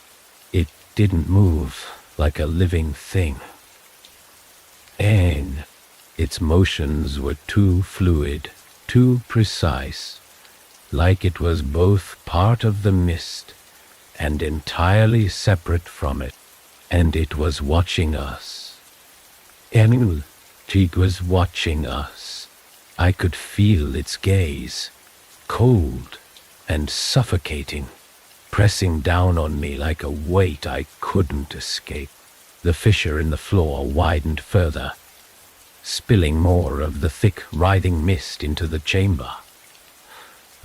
The spirals glowed brighter, their light blinding, casting long, jagged shadows across the walls that twisted and danced with a life of their own. The ground beneath us trembled violently, the cracks spreading outward in chaotic, branching lines that seemed to radiate from the thing in the center of the room. It was growing, feeding on the energy pouring out of the spirals, becoming stronger with every passing second. Chris stood near the edge of the spirals, his body still and rigid, his head tilted upward as though transfixed by the thing above us. The spirals on his skin had overtaken him entirely, glowing so brightly that they cast his features in sharp, eerie relief. His mouth moved soundlessly, his lips forming words that didn't belong to him, and I realized with a sinking dread that he wasn't fighting anymore. He'd given himself over to it, surrendered completely. "No!" I choked out, my voice raw and trembling. "Chris, don't. Envy, Anha." But it was too late. The shadows coiled around him, wrapping him in their jagged, writhing tendrils, and he didn't flinch. He didn't fight. He just let them take him. The thing above us twisted violently, its form expanding, shifting, and I realized with a cold, sinking certainty that it was absorbing him, pulling him into itself, using him to grow stronger. Rachel stirred weakly in my arms, her voice barely more than a whisper. "Lila, you have to stop it."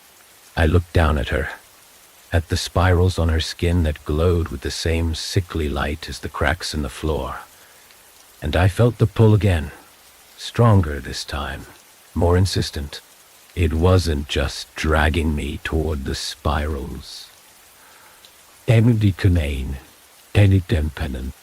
was dragging something out of me, pulling at the edges of my mind, my body, my very essence, like it was trying to unravel me piece by piece.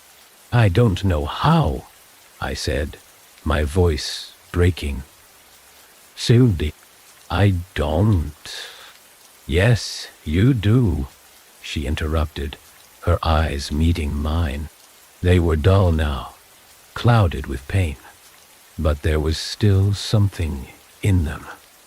Something fierce, desperate. The marks, they're connected. You can stop it, but you have to. You have to sever it. Her words hit me like a physical blow. I looked down at my arm, at the spirals that had burned their way into my skin, and I understood. The marks weren't just symbols. They were anchors, ties that bound us to the thing in the spirals, to the thing above us. If I wanted to stop it, I had to break the connection, but I didn't know if I could. The marks were part of me now, threaded through my veins, my bones, my very being. Tearing them away would mean tearing myself apart.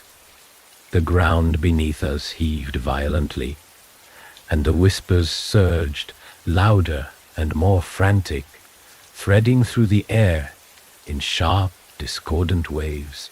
The thing above us twisted again, its form bending and breaking, and I felt its attention shift to me. The pull grew stronger, dragging me forward, and I knew I didn't have a choice. I lowered Rachel gently to the ground, her body limp and trembling, and turned toward the spiral. The light from the cracks was blinding now, searing into my eyes. But I didn't look away. My legs felt heavy, like they were weighed down with lead. But I forced myself to move, step by step, toward the edge of the spirals. The pull was relentless, dragging at my chest, my limbs, my thoughts, but I didn't stop. I couldn't. The shadows surged toward me, their tendrils snapping and writhing, but they didn't touch me. They circled around me, hesitant, as though they knew what I was about to do. The thing above us loomed closer, its form expanding, and the whispers rose into a deafening crescendo, screaming in my ears, inside my head, trying to force me to stop. I reached the edge of the spirals, the heat from the cracks burning against my skin, and looked down at my arm. The marks were brighter now, their spirals twisting and writhing like they were alive, like they knew what I was about to do. My chest tightened, my breath catching in my throat, and for a moment I hesitated, and then I plunged my arm into the fissure. The pain was immediate, blinding, searing through my arm and into my chest, my head, my entire body. The spirals on my skin flared brightly, their edges burning away, unraveling into raw, jagged lines that spread through the fissure like cracks in glass. The whispers screamed, louder and more frantic, and I felt the pull snap, the connection severing in an instant. The thing above us twisted violently, its form breaking apart, fracturing into pieces that dissolved into the mist. The spirals on the floor shattered, their light fading, and the ground beneath me trembled one last time before falling still. The air grew quiet, the whispers fading into nothing, and for a moment everything was still, and then the light went out.